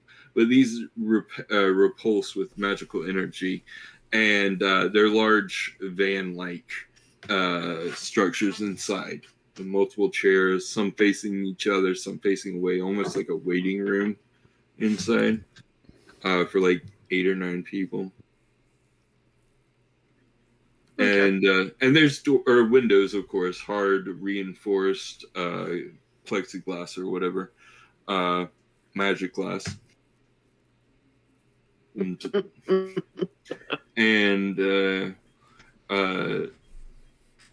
yeah, it's very slow, but you get to move throughout the low town, checking out the pits. There's a few fights, but nothing really of any.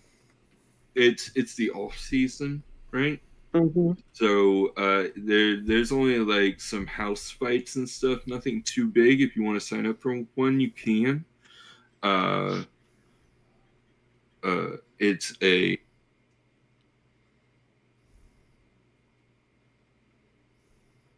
10 gold entry fee. Yeah, sign up for a fight. Okay, house. Okay, so there's a few. These would be related to the Baron tree. I don't have. I should come up with the pits names, but they would be related to the Baronry. So I'm just gonna say.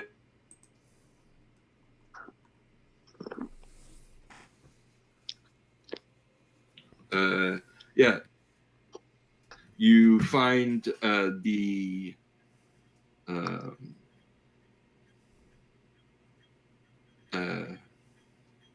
oh gosh, George, this is the hardest name you've ever given anything.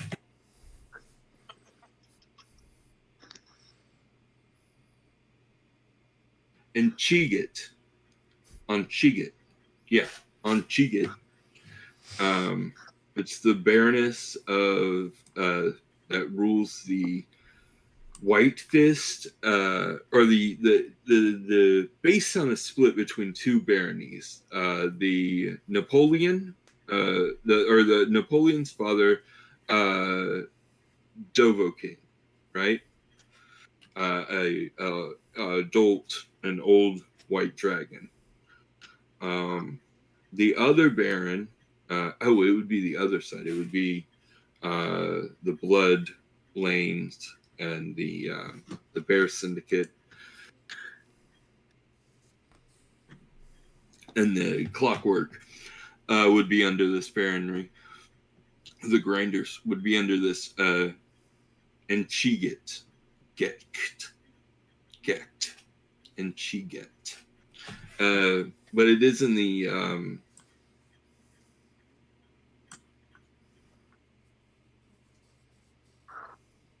setting lore Okay. channel. I will pull that up. Setting one. Yeah, it's not pinned. I'll pin it. There we go. But yes, we'll say that she is the nearest, and then you would have Dovahkiin, of course. Mm-hmm. there would be okay, what is that one? Oh snap. Okay. The what is her name? The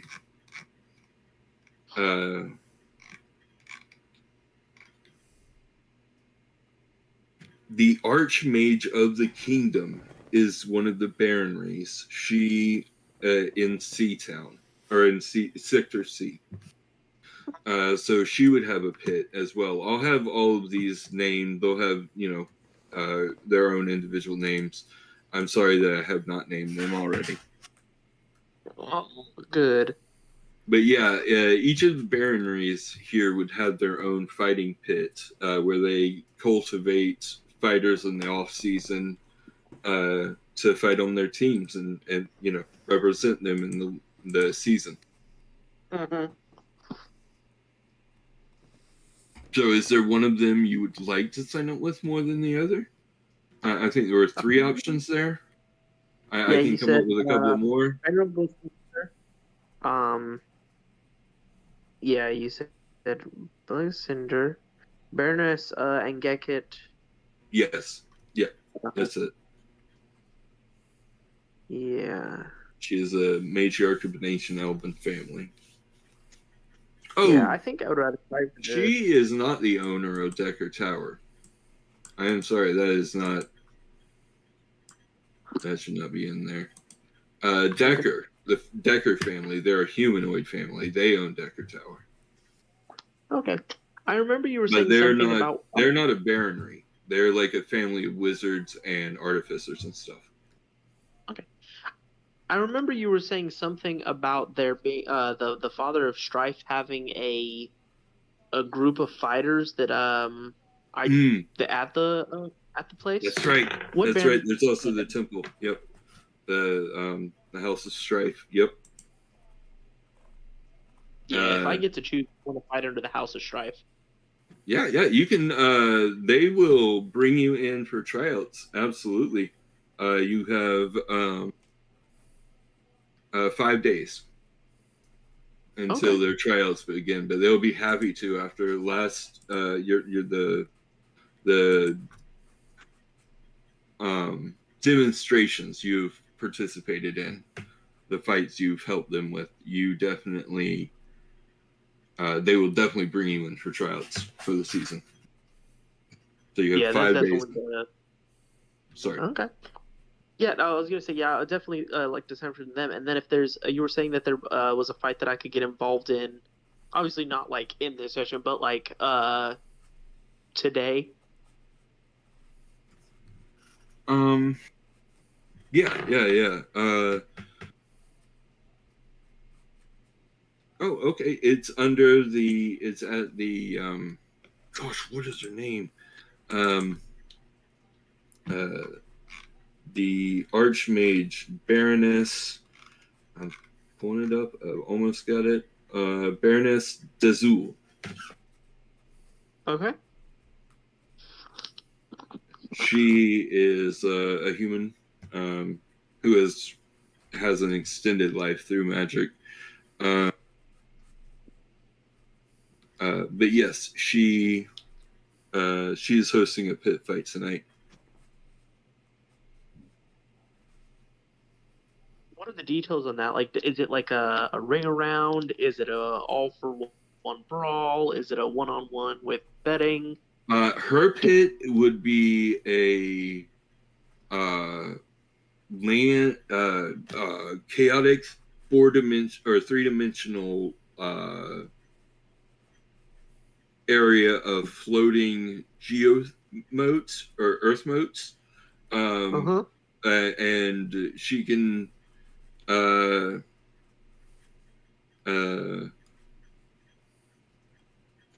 they don't stand still or hover still necessarily. They go with your movements. But yes, she can change the weather in the pit as well. Okay. So what's the reward for winning something like that? 200 gold. Ooh, that sounds like enough for me to get the parts for a weapon. Yeah, and getting the more wins you get under a house, the more likely they will recruit you. But other houses will also have like spies to like steal their recruits. So Yeah, I feel like once I it's a was whole once I got it's up to you how into the bureaucracy of it you want to get, but it's there if you want to. Yeah, I definitely feel like once I retired from from the Red Suns, I sort of like fell into an independent fighter type thing and got betrayed. Like, worked for different houses, but I feel like after this much time, I would know. This the Temple of Strife is definitely the people who treat me the best when it comes to fights. Yeah, they fully support you. I mean, you would have your own suite at their temple, at their headquarters, main temple. What to call them? Cathedral. Oh, even better. Yeah, no, I'll register I'll register my name with them as my patrons. Okay. For that fight. Yep. Yeah, you don't have to pay anything for that one. If you want to join Baroness de Soul's pit tonight, it's a 10 gold fee. Now, it is at midnight, magic hour. Seeing as how, because I know Rook said that she sent us the 40 gold pieces for that, can I bet on myself? Yeah, but bets are usually taken very between the opening of the pit and the fight itself. Yeah, I'll send just to the new friends I've made, basically telling them, if you want a sure thing, I'm fighting at, and I'll send them the location. They will mention that if you're getting into it, if you really want to get into it, you should talk to Chivord, as she runs an out of league, or like the villains run their own league. It's not official or anything. It's a bit more brutal, and people die there. I feel like I want my own signature weapon back before I get back into the underground fights. Okay, that's fair. But they can be recruited up again to regular teams, right? It's kind of like the minors, but not legal. But it's by the villains, so it's basically legal. They can just be like, hey, unless they cross the king, they can be like, I can do whatever the fuck I want. Yeah, a little bit more of the illegal money to be made by doing the brutalities. Mm-hmm. Yeah, I'll keep it with the above board fight now until I get my signature weapon up and running. Then I'm more than happy to rip and tear. Yeah, the bets on the minor league are better, but the payment for the player or the gladiators in the upper or in the official league is better. Oh yeah, well I'll be keeping. And the perks for the temple. I mean, you get your own suite at the cathedral, right? You'll have your own. The whole floor the whole team will have their own service clergy. Initiates to assist them, cook food for them, make their beds, all that. Yeah, absolutely. Yeah, I'll register for that one, and then I'll spend my day probably doing just some basic, sparring with some of the other guys from the gym that are there, from the temple that are there, and doing some basic workouts and training with them before the round starts. And I would like to, if I can, do some investigation to figure out the other type of guys who are signing up. Maybe find some weaknesses or something I can exploit in the fight. Okay. Using some of that little battle IQ that I got.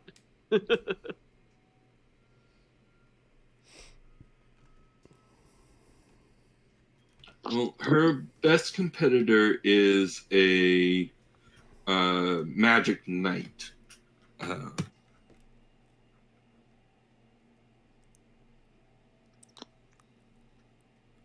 Fairly talented. What does your ability do again? It allows you to learn aspects of them. Like what kind of aspects do you learn of the if they're more powerful, if they're a higher level than you, basically, right? I think so. If they have more. Sorry. Reading.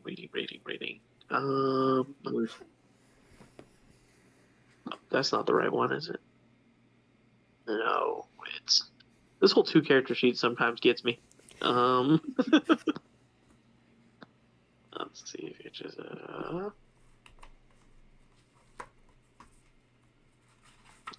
is it?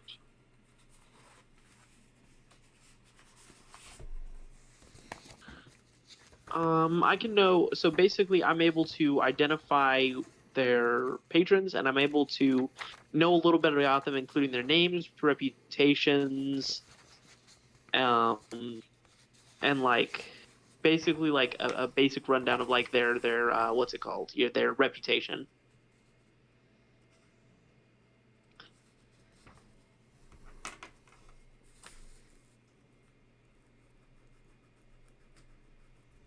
Okay. You know that they are called Crazy Bullet Tooth. They came up from Basetown, are known for their brutality and their magical defenses, able to use illusion and abjuration, or focusing on illusion and abjuration with their dual wielding of swords. Okay, so they have. And of course, they wear power armor as well. Okay. They've won at least 2 championships in the last 5 years.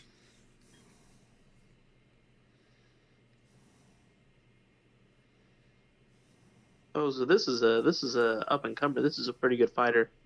Yeah, he is a bit of a legendary one.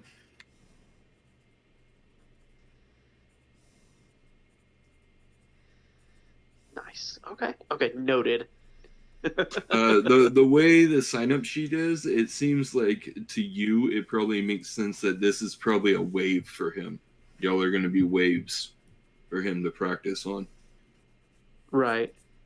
People are expecting, Or all at you once, sign yeah. up, you get, you sign up, the victor gets this much, and then if you sign up and you're part of the defeated, you get this much as like a recompense fee, just to show how powerful he is. Mm-hmm. Yeah. All right.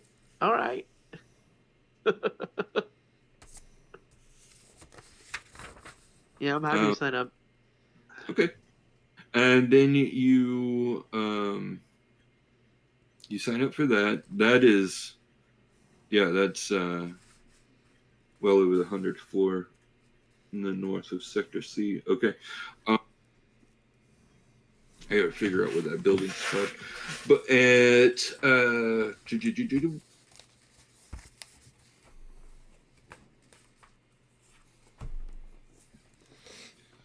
you we fade out on your days. It goes in the afternoon when you get hungry, and we come to, or we fade into Nero waking up with the sunlight streaming in from the broken and cracked clock face of your clock tower, leading into your makeshift bed and room in this ruined top floor.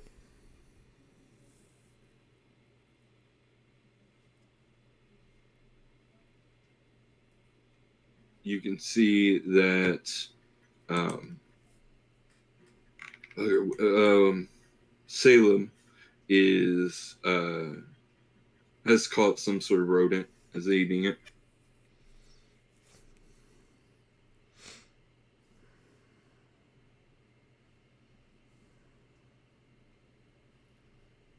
Nero, are you there by any chance?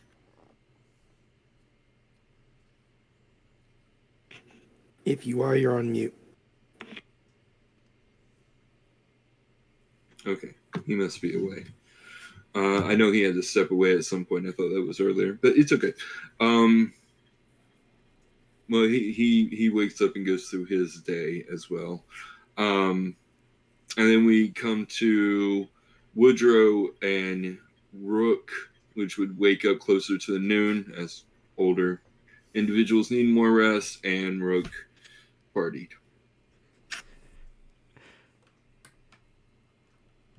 Oh, yeah. I mean, to be fair, Rook's an elf.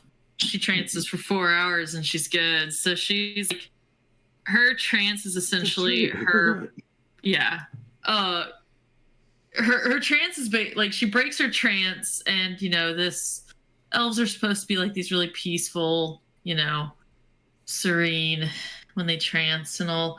Nah, she is sprawled out on her couch, like one arm like over the back of the couch, the other arm hanging down off the side. She's on her back. It's like noon, and she is just like sprawled out and just kind of, like looks out and sees like the sun up in the sky. She's like, oh, it's earlier than I thought it would be. Mm-hmm. Did Aramis come back with you? Probably, and he's probably sleeping in the guest room. Okay. She, basically what is littered around the couch on the floor are just a slew of various instruments. And what happens most nights, unless like she's entertaining or she's got someone over or something, like if she's just on her own, because Aramis would have gotten back later most likely, is she will sit there and just like play an instrument, or a few instruments, and just like she probably fell asleep with either her guitar in her hands or, you know, a little set of like one of those little like a synth drum or something. She very usually falls asleep in the midst of playing something,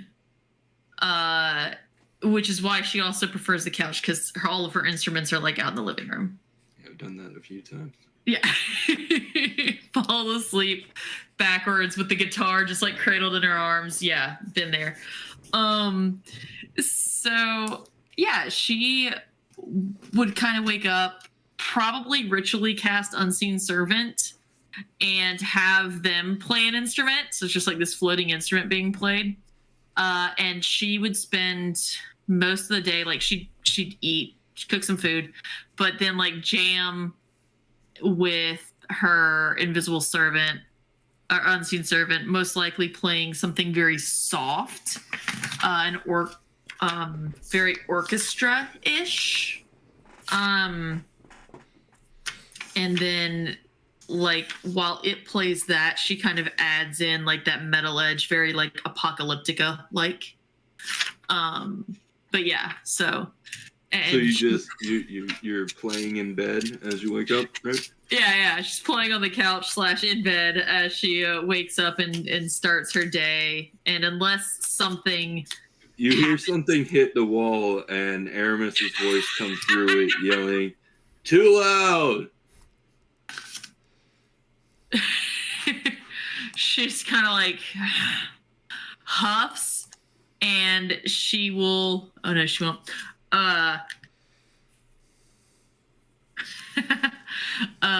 She just kind of wake up, then go back to your own house. Just like the snottiest little answer of, if you don't like it, go home. and she'll keep going.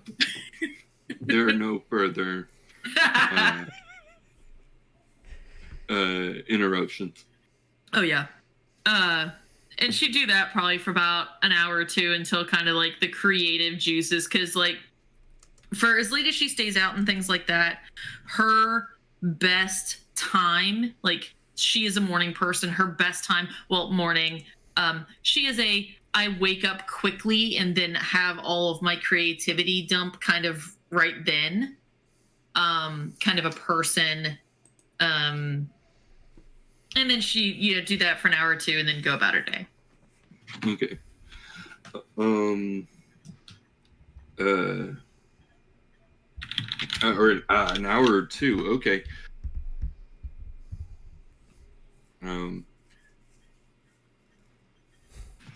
By then, Aramis is up and cooking some sort of instant treat, like a whatever, the magic tart. Yeah, we definitely have a stock of whatever the pellets or rehydratable ingredients are in the synth machines for all kinds of snack food. Yep. You can see out the windows that many of the paddy stacks and refurbished buildings around are active. You can see that you know that a lot of people in this district use, or in this territory, use clotheslines for washing their clothes, and they kind of string them a lot between the paddy stacks and the buildings. Yeah. Yeah, I think just after everything, she's just kind of spending the day relaxing. It is because the power goes out a lot. It's hard to use the washer dryer if the power's going out. There's that, and the Wild Riders also run them. They took them over. Yeah. And they're kind of like hideouts for them, or safe houses. But yes, you get that going. Aramis is like, oh. So what do you think of he leaning on the bar, chewing his magic tart, and he's like, so what do you think of Farrell? I mean, if you really want me to do some stuff with him, that's fine. It's not really quite my scene, but I'm happy to help out. You know that. But you don't want to do a band. I understand. I know you're not. I like being solo. I like being able to do my own thing. I always look what happened to the last band we came around. They got fucking possessed by a little skull hat thing. And you get too many people involved, it just leads to trouble. Mm-hmm. Well, you've got that. He kind of licked his fingers. You've got that.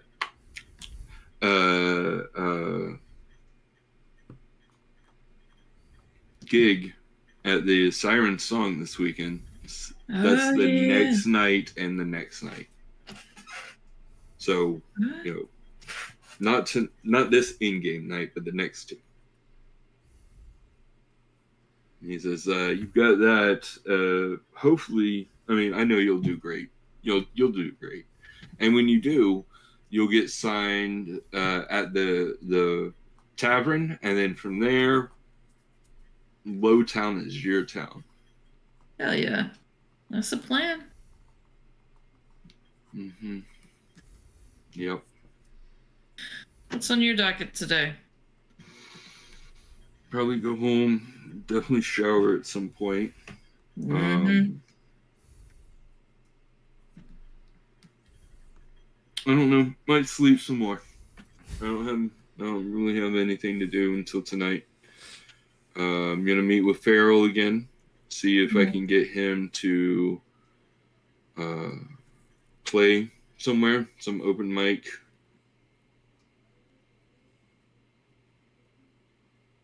And see if I can attract some bands. Those Wilting Viper. I know their vocalist isn't great. Yeah. I'd have to convince them to kick him out and let Farrell take his spot. That's a lot of work and a lot of drinks.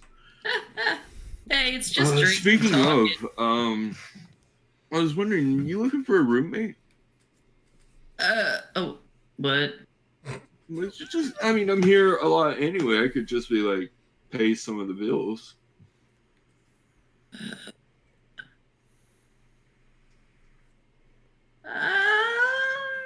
Kind of maybe. I'm handling everything just fine right now. Don't. I thought your place was better than mine. I mean, yeah, but I'm doing pretty well, so I was just gonna, and you know, I take up your food and room most of the time. You know Couch. I end up taking money out of your creds to get groceries half the time. She just kind of grins. Do you? Oh, I really gotta get an accountant. Please don't ever do that. I mean, maybe. I don't know. I've got the guest room, so I mean, if you're comfortable there, Yeah. it's not like I got anything else going on. You're not gonna like be bringing people back here, are you? I mean, if I was paying my share, then that would be a privilege of being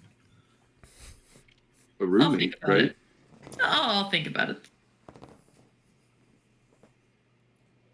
Cool. All right. Anyway, I'm gonna go and get cleaned up and then sleep some more. Sounds good. Good luck with that. Yep. You have a good day too. Yeah, I got stuff shaking out at about dusk, so we'll see what happens. Mm-hmm. Hey, make sure you can do 45 minutes. Set up a song list, a playlist. I'll get one thrown together. Mm-hmm. Old stuff or anything new, or does it matter? Everything, and put a cover in there. Something God. they're gonna like at the siren. Fucking covers. All right, I got you. Do a mashup if you need to. Yeah, I'll probably do that. I'm good at that. Mm-hmm. So she'll like, she'll grab out like her little like tablet comm and start like scribbling stuff down. As you tunnel vision into that, he kind of kisses your temple and pats your shoulder and then runs off. Yep. She has her unseen servant lock the door behind him because it's still just hanging around. Or just your AI. What is your place called again? I don't even remember.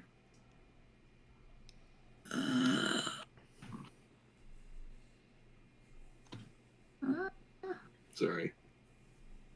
I just know like it was a refurbished ruins thing, so I don't even know if hers would technically have AI because she was like trying to go retro with it. That's fair. You probably don't. Yeah. No? Yeah, she's got the unseen servant. She's good. Okay. But yeah, that's her day until she she does some like routine checks on her bike, and then we'll go pick up Woodrow whenever it's time. Okay. And Woodrow, what have you been up to? Or what is your day like? So do you have an AI? I imagine you have multiple. Or no, you have Dora. That's your AI system. Sorry. Continue. Yeah. So I've got a whole day plan. Wake up in the morning, brew a pot of coffee. Yep, that tracks. And I'm sitting there with a mug, and I'm walking between all my projects. Set it down somewhere and say, all right, Dora, let's get to work. And first thing I do is finish a pocket dimension item that I've been working on. Because I've been hearing about like all the issues with the bootlegs and stuff. So I now have a bag of holding, and I start junking some stuff in there. I sit down with my little headpiece and my glove that I wear, add a few new features to them. So now the glove acts as a magic quill, and the headpiece is my living spell book. Finally get the storage figured out so I can get all of Dora's data into it. So she is now with me just constantly.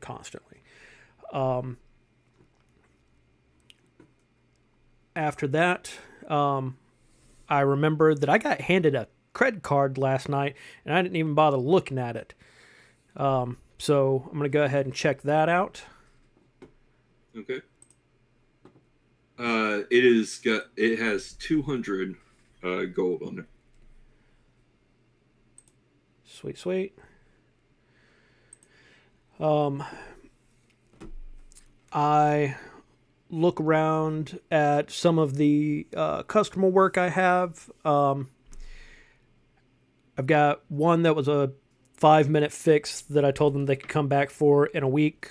I've got another one that actually took me a day or two, and I told them to come back in 2 weeks. So don't have to worry about any of them showing up today.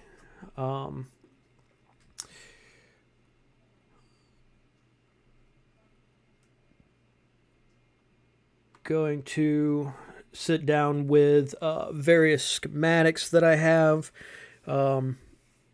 Spend some time just going back and forth over my spell books, thinking about different combinations and ways to prepare things.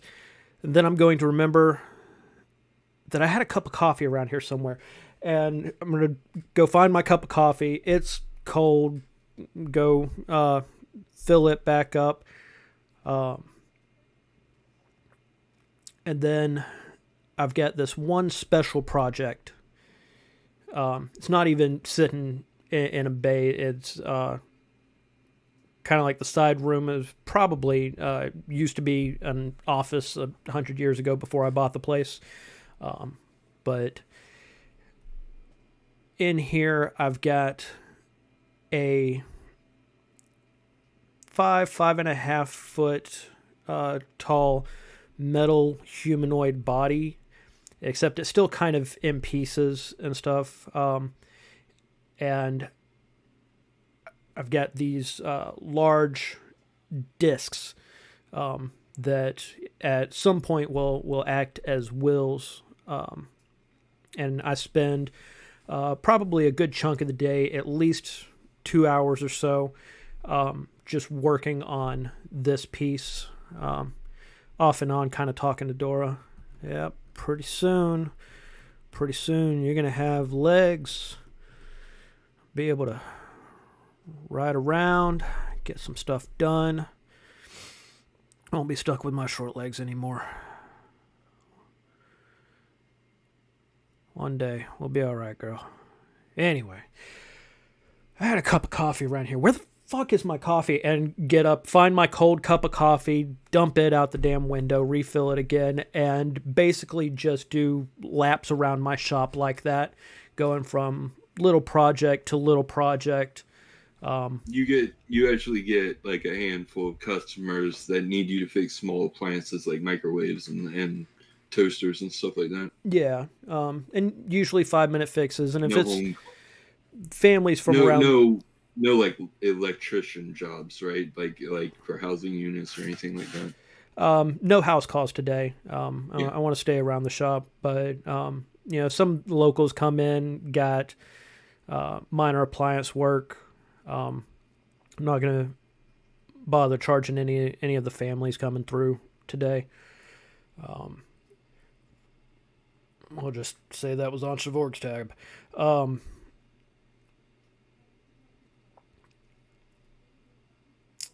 I also need to hop online and do some research.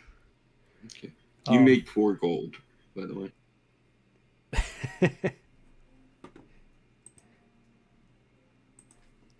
All right, but the only reason I charged him is because he fucking overcharged me a week ago at his shop. There are 2 items I need to research. One is the vault. Last time I was able to recognize like the model and series. I want to take some time and look for known weaknesses, known traps, known defenses, and just research the hell out of that. Okay.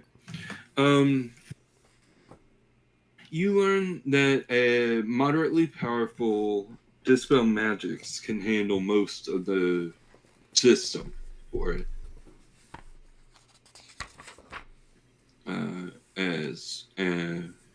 And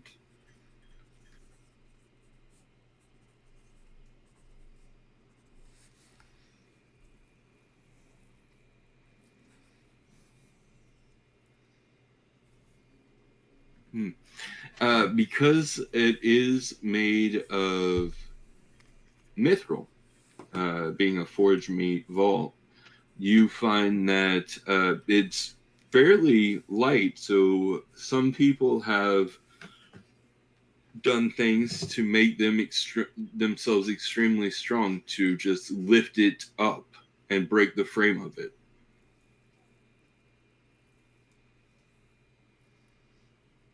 Like extremely light in comparison to a 2-ton iron door, right? Yeah. But still, even then, that would have had to have been for like promo advertisement or something where they dropped it from 500 feet.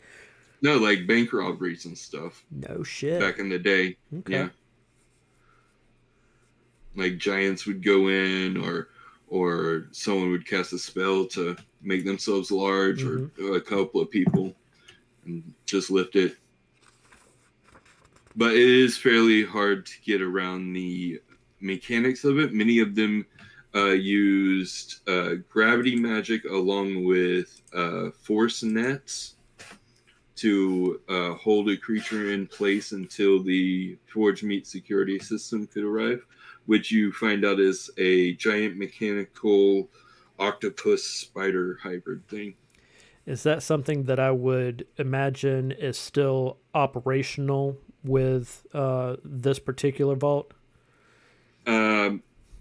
Possibly, because it's one of the mechanics you'll have to work through and beat or crack or dispel to avoid it, because if something goes wrong, the vault door becomes a gate and the creature comes through. Okay. All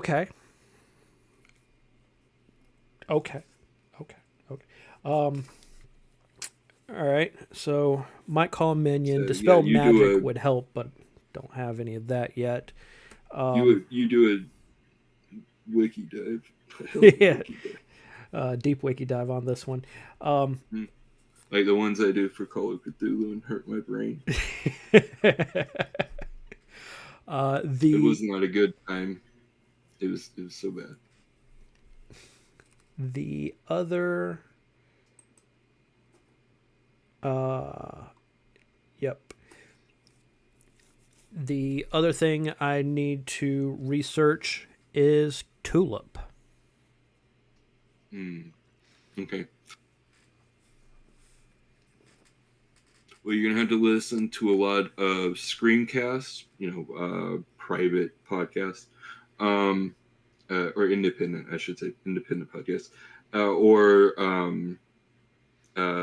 public casts, which are or the news network, any of the major ones, but there's still the really big major one.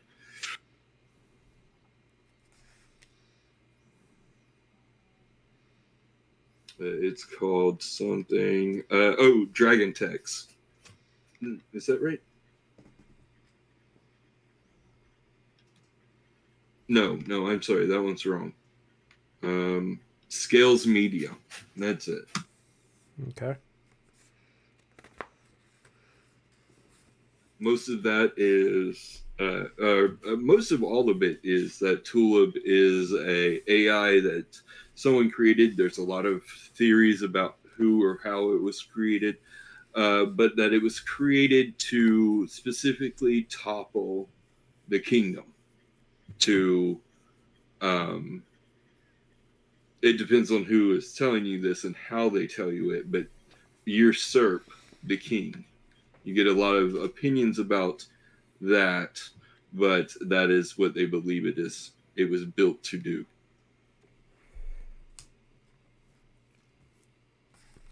Okay. The PLF think that it's called tulip, or it calls itself tulip because that is the flower of freedom, the most beautiful creation of liberty. They believe. Right on. So, all of the information that I can gather on Tulip is more It has made political. like when they do successful things, or they'll do very public. Tulip will do a very public announcement to the city or to the kingdom. When they're not so, they'll still claim it, right? Tulip will still claim the incident, much like they did 2 or 3 days ago now with the reactor. Yep, the reactor pipe. Right on. Pipeline.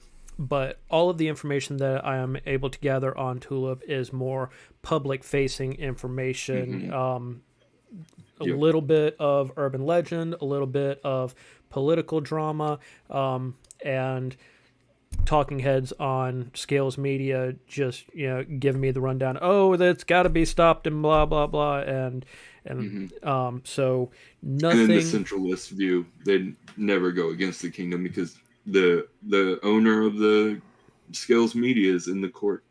It's a dragon in the king's court. Of course they are. But nothing substantial or concrete on origin or any technical information whatsoever. Only that it is older than you, or older than Woodrow. It's about almost 400. Okay. Or almost 400 years old. It has not, while they've had some major terroristic attacks on the kingdom's infrastructure, claiming some lives, innocent and military, or civilian and military, that mostly seems to focus on the infrastructure of the kingdom. While they've had some major things, they are very frowned upon and considered terrorists, and most people do not associate with them at all and hate them. And of course, for the last 100 years or so, the what is it? The commoners' legal movement, where they're trying in the courts to become a democracy versus what do you mean? Monarchy. Yeah. Serf labor movement. Mm-hmm. The serf labor movement.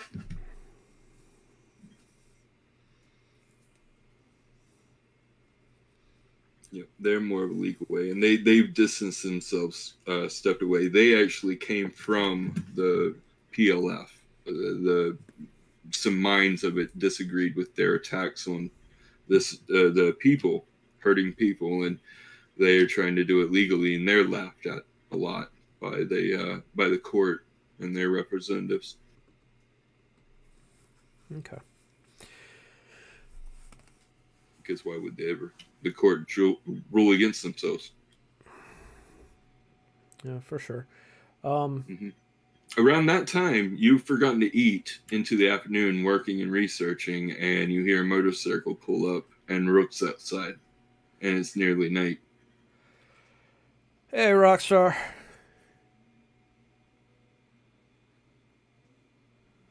What up? You ready? Just a minute. Let me grab a sandwich first, and I'm going to peek around the side of her hip and see what she's riding. She has a fairly custom kitted out bikeock that has some pretty nice little mods. They're to Woodrow, they would be basic. To Rook, who worked on them, they're not. just a few things for stabilization and speed, but nothing too crazy. Nothing kind of. It's more like pushing up against whatever regulations may exist on them without actually exceeding.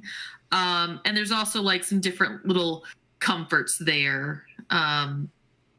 You'll have to tell me if I'm talking out of turn for what I can do with my own bicock. But As long as it's not kitted out with weapons and stuff. no, it basically like you can see that there's like probably a little module that Woodrow would recognize as something that can create like a little force field that would help if it's like raining or something to keep the weather off of the rider and passenger.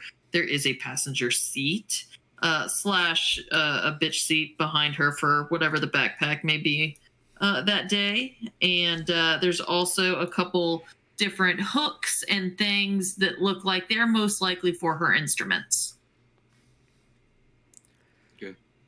Do you have like a magnetic connection thing for your instruments as well? Like you put it on the hook and probably there's probably like a bunch of different magnetic connection points for various items that currently aren't on it. And it is mostly black with some like ice blue piping that matches the ice blue streaks in her hair. Looking it over, Woodrow, you can tell that they're. You could probably get a gun on the front of it if you really wanted to. Not something heavy, not like a cannon or a rocket launcher or anything like that, but like a submachine gun. Maybe you want to build that into the handles. So actually, what I was thinking of was, that rain shield, a little work and a little bit of tuning can actually make that pretty defensive. But yeah, for doing your own work, that's not bad. That's actually pretty good looking. Honestly, I was figuring on you pulling up on some fucking retro, some cafe rider or shit. I mean, I had one for a while, but after. When I've got my instruments and stuff, it just makes sense to have something new. Yeah, I feel you. All right, come on in. Let me grab a quick bite to eat and figure out where the fuck my coffee went. She kind of like walks in, clocks the coffee, and says nothing. Yeah, but take me like 10 minutes, throw together a sandwich, which was really nothing but bread, mayonnaise, onion, and tomato. Fuck was that sound? Horrified, like, no. Do you are you one of those that don't eat meat? Listen, kid, I like a good steak, but I can't have it all the time. All right, this stuff starts binding up, and I'm letting old man just eat his damn sandwich in peace. And again, all right, enjoy your sandwich. Watches as a glob of mayonnaise hits the ground. Oh no, very light mayo. Okay, that's better. Yeah, Dora gives you like a readout of your caloric intake and all your minerals and everything percentage for the day. Mute. Or just raises an eyebrow as it's like, you're at 20% of your recommended caloric intake. Do you ever eat? But I will, finish grabbing everything up. Maybe some extra tools to take with me to work on this. Hey, kid, you don't know Dispel Magic, do you? No, haven't quite learned that trick yet. Damn shame, coming real handy tonight. You know that Napoleon has an emporium.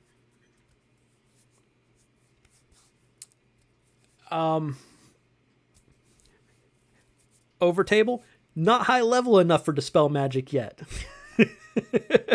I mean, scrolls and wands. Same. I mean, if there's something we could find that a wand of Dispel Magic with like 2 charges.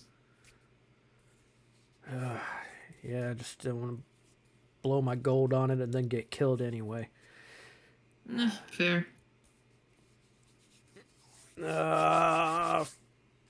Fuck whatever. Yeah, let's swing by the Emporium real quick and grab my bag and hop on the back. All right. As you do, The camera pulls out with a drone shot of above as y'all start weaving through the pedestrians and neon streets as the sun sets between C20 and Basetown. And we call it for tonight, and we will be back in next week for Nero's Day and Forge Meet again. Yeah. Thank you all so much for playing. I hope y'all had fun. I had a lot of fun. That was great. A lot of really good character stuff. Yep. Here's to learning all the morning habits of our characters. Woohoo! Yeah, hopefully that will come in handy. Morning habits, a few familial connections. We got to meet one of the gang bosses. Yeah.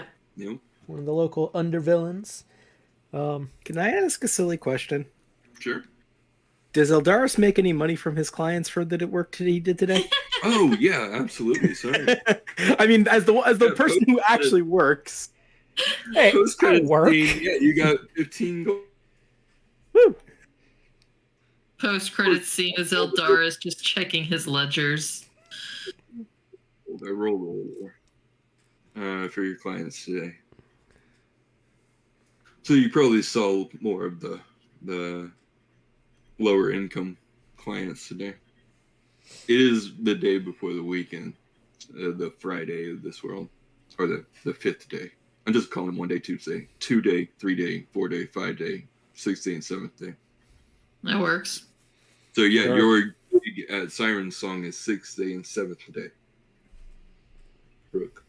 Eldaris does not work on 6th or 7th day. So yeah, it's your Friday. You get off work. It's the only days Rook works. Sometimes a 5th day. Sometimes. Well, awesome. Yeah. Thank you, George, for running. Thank you, everybody, for coming to hang out with us, coming to play with us. We will be, back next week with Denizens. Back the week after that with Rook's One Shot, which I think we're a little up in the air as to what system or what one shot we're doing. Very possibly going to be a wonderful murder mystery adventure in the D&D 5e system. We love murder. Awesome. Mysteries are okay too. You know. All right. Well, thank you, everybody, for coming and hanging out with us, and we will catch y'all next time. Later, y'all. Bye, guys. Be well, everyone.